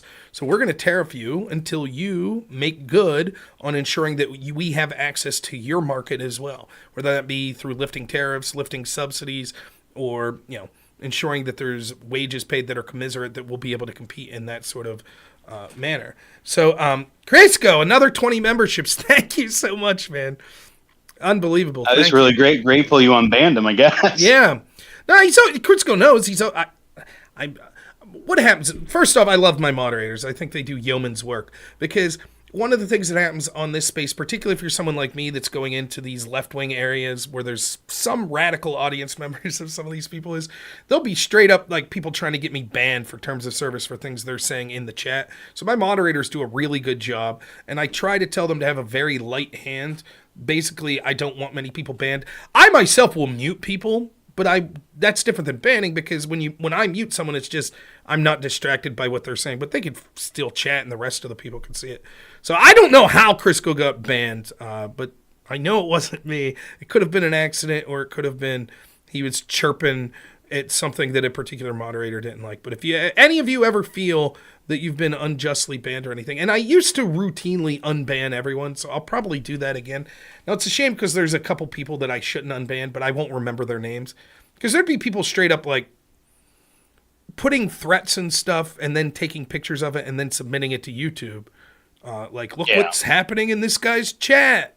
You know, and it's like, I don't need that shit. But as far as people being like, hey, you're a fat POS, I think you're an idiot. I don't care. Have at her, you know.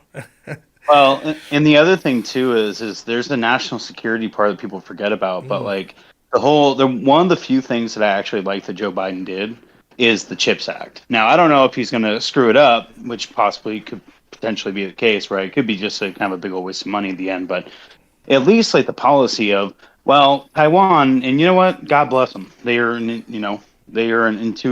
very ingenious people, right? And like they created advanced chips, like basically from nothing.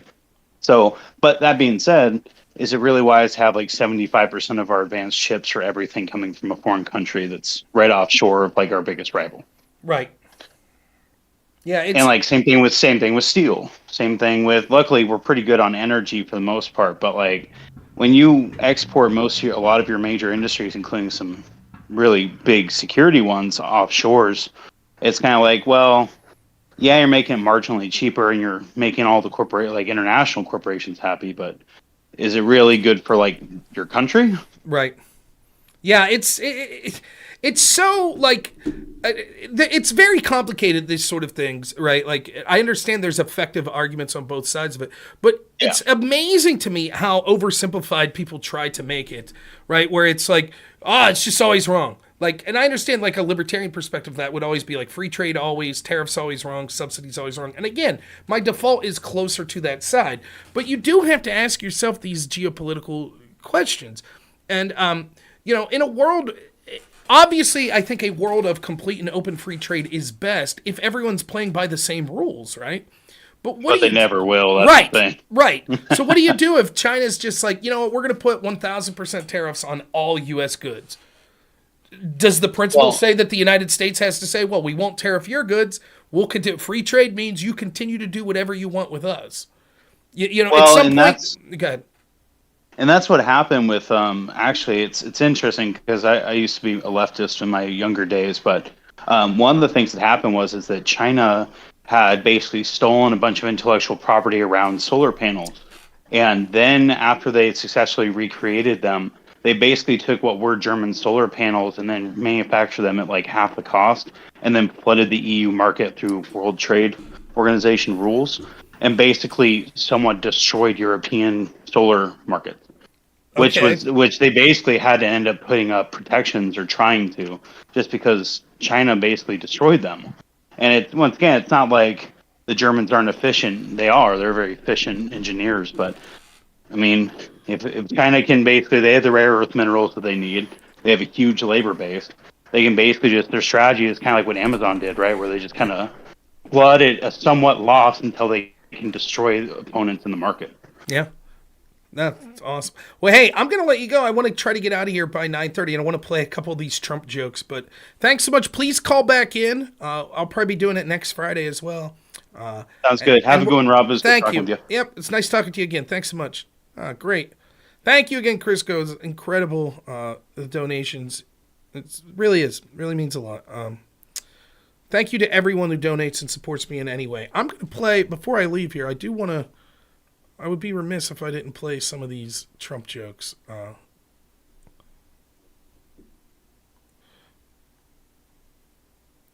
By the way, I think it's funny. Like, look at this sort of stuff. I think it's hilarious. People are giving me crap for this post on X. I say, Kamala's administration is alleged to have targeted Catholics with the FBI, so it's not surprised how little she thinks of them. She skipped the Al Smith dinner. Vote accordingly, Catholics. Of course, I get ratioed. The DGG crowd didn't like it. This guy says, Rob falling from my graces is crazy because I'm one of the few Democrats that have defended him as an honest, good faith debater even after the Chat GPT gate. What's beyond the pale about what I said there? I could bring up the links to the whistleblowers that spoke out about the targeting of Catholics by the FBI. That did occur during the Harris-Biden administration. Is the anger that I said she didn't care about Catholics? That's why she skipped it? Okay, dude. If that's what hurts you so much, great. Anyways, let's see if we can find some of these jokes. They were wonderful. You should watch the whole Trump speech at the Al Smith dinner. I know it's here somewhere.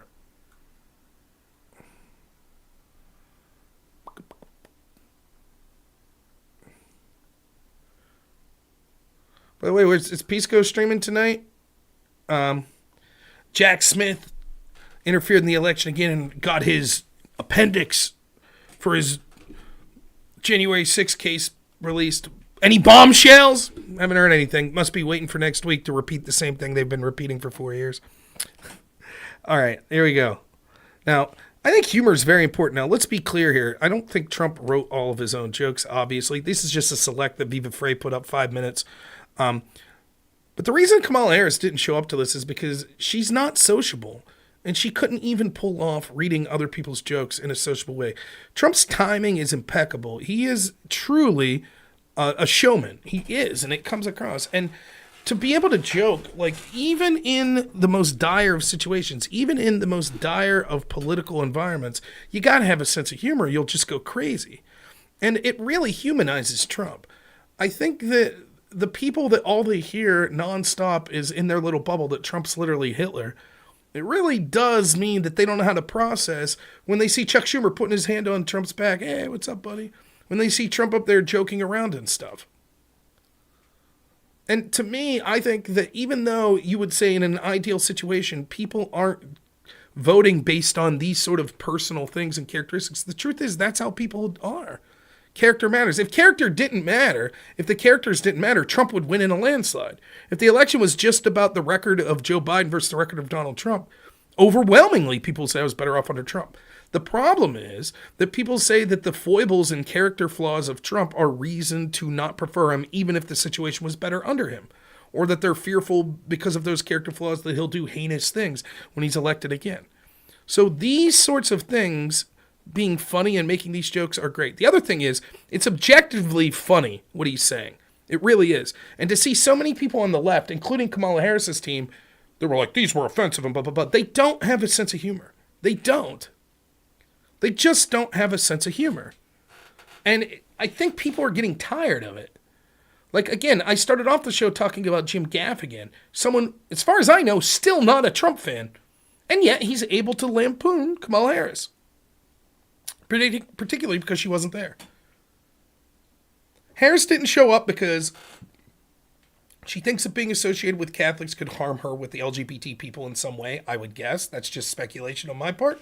And the other thing is because she would not do well in this environment. She wouldn't. So she found an excuse not to be there, and she had Mary Catherine Gallagher, that terrible character that I never found funny from SNL, played by Molly Shannon, do a little clip, and it was horribly unfunny. Look, if you're a lefty and you hate Trump and you think he's Hitler, I could understand why this would upset you. Because if you're honest with yourself, you know that this is funny. And you know that interactions like this help Trump. So let's listen to some of it. They went after you. They went after you, Mayor. Yeah, boy, I knew that. 9.5 months ago, I said, he just said something about the administration. He's going to be indicted any moment. And guess what happened? Let's talk about Mayor Adams. I think you're going to win. I know you're going to win. So good luck. It's a true pleasure to be with you this evening. Amazing pleasure. And these days, it's really a pleasure anywhere in New York without a subpoena for my appearance. Anytime I don't get a subpoena, I'm very happy. They've gone after me, Mr. Mayor. You're peanuts compared to what they've done to me. And you're going to be okay. My opponent feels like she does not have to be here, which is deeply disrespectful. I know the volume's low. This is just the quality of the video I could get. So sorry about that. You have to listen closely. To the event, and in particular to our great Catholic community. Very disrespectful.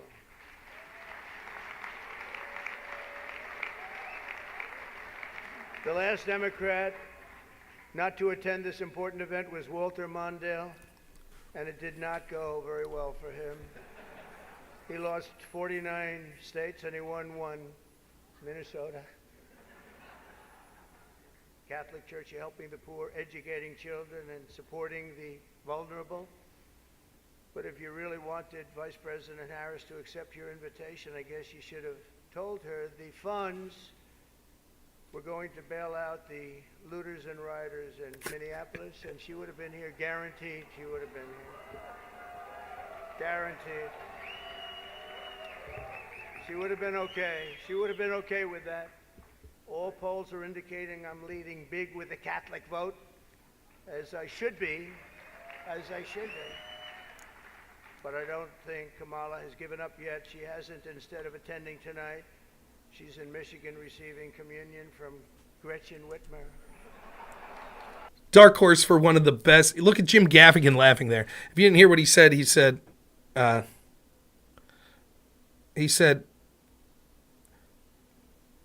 Kamala couldn't be here today, but don't worry, she's in Michigan it sucks for Catholics, but she's in Michigan taking communion from Gretchen Whitmer. Remember Gretchen Whitmer had that terrible video that was supposed to be like erotic where she's feeding that streamer a Dorito chip that's basically making fun of communion. And so at a Catholic event to say that, I think is very funny. By the way, can people hear it enough that they could hear what he's saying? I can, so I hope you can hear it. But sorry that the quality of this sucks. But look at even Jim Gaffigan laughing there. Because they know that was horribly offensive to Catholics. And it's a good joke. It really is.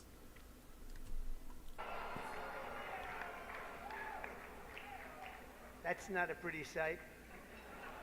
But the truth is I've debated twice this year, once against Joe Biden and once against David Muir of ABC. But look on the bright side, Chuck, considering how woke your party has become, if Kamala loses, you still have a chance to become the first woman president.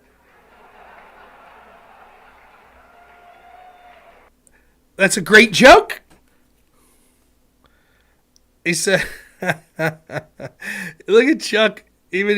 That's an uncomfortable one to laugh at, but they know it's true. They know. It's hilarious. There's a group called White Dudes for Harris. Have you seen this? White Dudes for Harris. Anybody know? Are some of you here? White Dudes for Harris? Doesn't sound like it. But I'm not worried about them at all because their wives and their wives' lovers are all voting for me. Look, again, even Gaffigan laughs at that. It's funny. It's a funny joke. It really is. And then one of the dudes from White Dudes from Harris came out today and was like, we'll see who's laughing because our wives and their lovers will be voting for Kamala. It's like, okay, good comeback. But that's it. That's probably the best joke. Like, it's good stuff. Every one of those people is voting. Tradition holds that I'm supposed to tell a few self-deprecating jokes this evening. So here it goes. Nope, I've got nothing. I've got nothing. There's nothing to say. I guess I just don't see the point of taking shots at myself when other people have been shooting at me for a hell of a long time and they shoot at. I mean, that's a funny joke, too.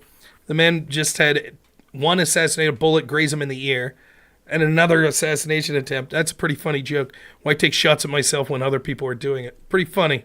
But unfortunately, Governor Walz isn't here himself, but don't worry, he'll say that he was. He's going to say he was. That's a great joke, too. Walz, who's always lying about all this stuff he did. Walz isn't here, but don't worry, he'll say that he was. Good.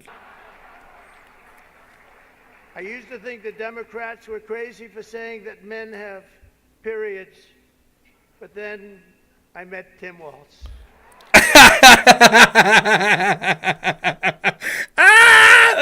That's really funny. Good stuff. It's good. Having recently myself survived 2 assassination attempts, survived. I have a chart that went down to the right. Fortunately, I looked at it's my all-time favorite piece of paper. But it went down, and I looked to the right, and I said, was that luck? What was that, luck, or was that God that did that? And I think it was God that did that. I do. But I have a very fresh, Cardinal, I have a very fresh appreciation for how blessed we are by God's providence and his divine mercy. I mean, that was something, I was not supposed to be here tonight. That I can tell you. So with God's help, I know there is nothing that cannot be achieved. We can achieve so much good with this country and get together and unify. But I just want to thank everybody. This is a special evening. It's a very serious evening, I think. We have some serious problems in the world, but they're going to get solved, and we're going to make America great again. And thank you very much, and God bless you all. Thank you. Thank you very much.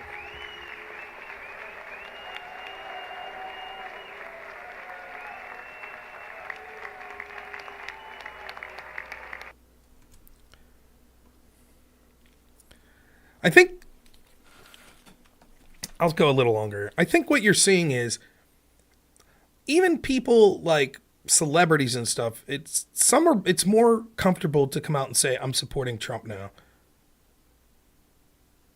I think that you're starting to see that, like, he does play this character and it's annoying.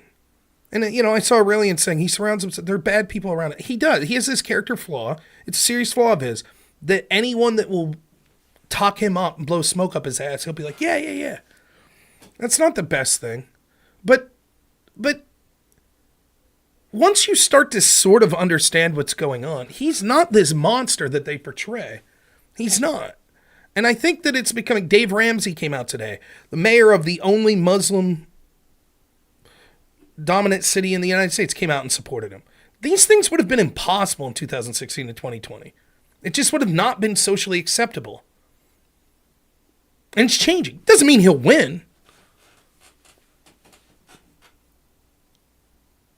Where's the candidate of joy? Where's Kamala Harris? Where was she?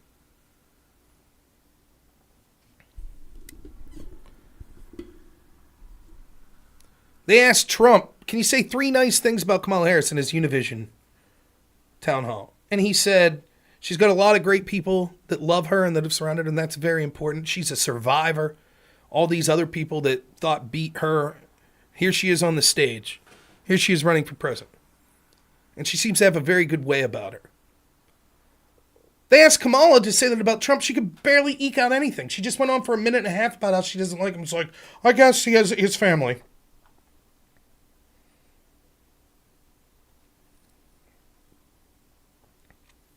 The little moments, like, one of the moments that always stuck with me is when he's getting off, I don't know if it's Air Force One or another aircraft, and the Marine's hat blows away, and he instantly goes over and grabs that hat and puts it on the Marine. This is the President of the United States. This is a billionaire. And without a second thought, he grabs and does it. This is a man who got shot, and without having time to think about it, stands up and yells, fight.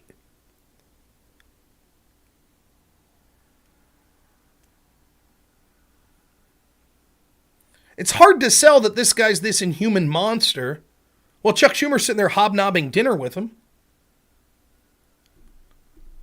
And I think people are starting to realize that. That leads me to the last thing I want to talk about tonight. And we'll talk about this more going on. I still think Donald Trump won't win. I've explained this, so I'm not going to rehash it out. I choose to have a bias to think he won't win because it helps motivate me to work harder to help him win. If I think he's going to win, then I'm afraid I'll become complacent. So do I really think he's going to lose? Or am I just pretending and gaslighting myself to that? I don't know. I still think that it'll be very difficult for him to overcome what we see that will occur on Election Day. I still think that we'll see sort of an October surprise before Election Day. I do. But I got to be honest. When I was saying that Trump had a 5 to 7% chance to win, I have to massively increase that now. I'm putting that number probably closer to 30 to 35%. I still don't think he'll win, but it's certainly believable now that he will win. For 2 reasons. Because I think that you're seeing a lot of public people come out that would have been afraid before to say, yeah, I support Trump, and they're saying it. And I think that you could see sort of the pendulum switching. I also think that you could see the fear in the Democrats. They don't seem near as confident to me as they did in 2020. They don't seem that. And I do think that the polling direction shows that as well. All of the you shouldn't trust any of the individual polls, but all of the momentum's going Trump's way. Now, this was predictable. I've predicted that the way these polls almost always work, almost all of them, with few exceptions, they'll end up within the margin of error of 50-50 by Election Day. They'll be, we're way over here, here's the 50-50, and they'll be like, whoa, Kamala winning, tie by the time you get to Election Day. But it's getting way tighter now than it ever was in 2016 and 2020, this far out. Just over 2 weeks out. Before it was like peaking right at Election Day that it was even. Now we're 2 weeks out and it's still trending towards Trump. And I think, again, don't get complacent if you're a Trump supporter. Drag yourself to the polls. Drag everyone you know to the polls. Everyone. I don't care if you think Trump's winning 95% to 5%. Do everything you can to get everyone you know to vote. Act like you're losing.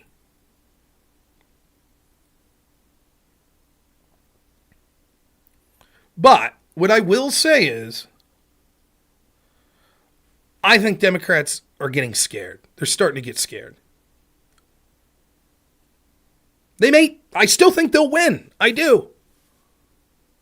But I think they're getting nervous. However, let me caution people. People that are saying, like Edmund just said there, the polls have a 3% error for Kamala like last time we got this. Maybe. But maybe what's happening is they're just regressing to that mean sooner. Maybe that's what's happening. And so to say, At this point in Michigan, last time the polls had Trump down 7%, and now he's winning by 0.5%. That means he's going to win by 7.5%. Yes, if it's legal, you should ballot harvest. Absolutely. Don't do anything illegal. I would never suggest that. And not just because it's illegal, but also because it's immoral. But if it's legal in your state, sure, you should ballot harvest.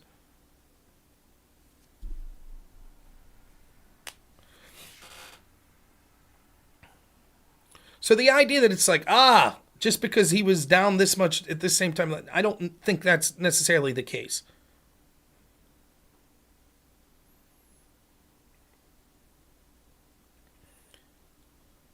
You don't know what sort of methodologies could change by the end.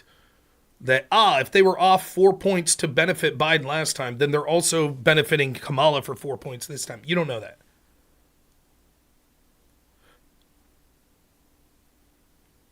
My guess is, with a total fair, everyone show up to the day of vote to vote, I think Trump's winning and would win the popular vote. But that's not the system we have. And would certainly win the Electoral College. Maybe I will invite them, Nate. That's not a bad idea. So, but I do think you could see the trend is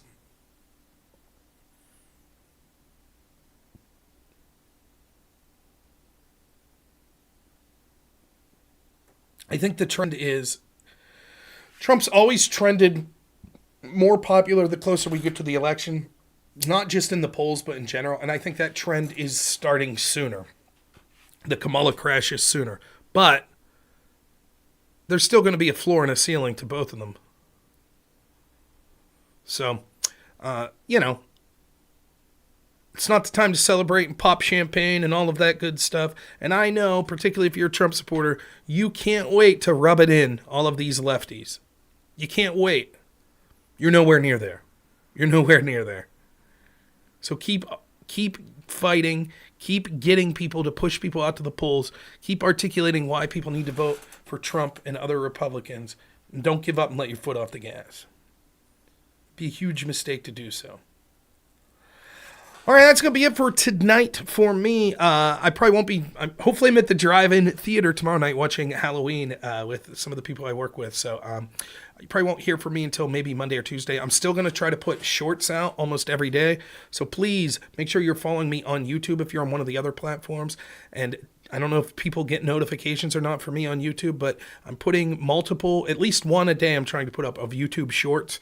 So please continue to check that out. We've got some good things coming down the pipe here with the channel. I hope you all appreciate. Special thanks to everyone who donated today, especially Chrisco. Chrisco. I should have asked how to pronounce your name correctly, huh? But I've always been a great fan of the show, and I really do appreciate you donating as many memberships as you did. I think pretty much everyone watching right now would be a member. So when I start putting members-only content on, you're all going to be good. So thanks so much, Chrisco. I really appreciate that. You guys are the best. Thanks to everyone that called in. Like I said, maybe you'll hear from me Monday, Tuesday doing a live stream. If not, check out those shorts. I do have time coming off. I have some vacation time. I'm taking off the week of the election. I'm doing the 24-hour stream. I'm working on getting some guests. I got some fantastic guests lined up for that 24-hour stream. Most of them will be people you don't know of. But that's actually a good thing because these are people from the real world that are actually working with the RNC and at state and county levels here in Pennsylvania. These are the people that are actually going to be working the polls, the people that are driving people out to the polls in Pennsylvania. They're going to be able to have their thumb on the pulse of Pennsylvania specifically and the importance of getting out and voting in general, but in specific Pennsylvania. So I think it's going to be a great show. And who knows, there's always a slight chance that I'll be able to get someone big. Last time I had Glenn Thompson on, who was literally got off the phone with me to then get on Air Force One with Trump.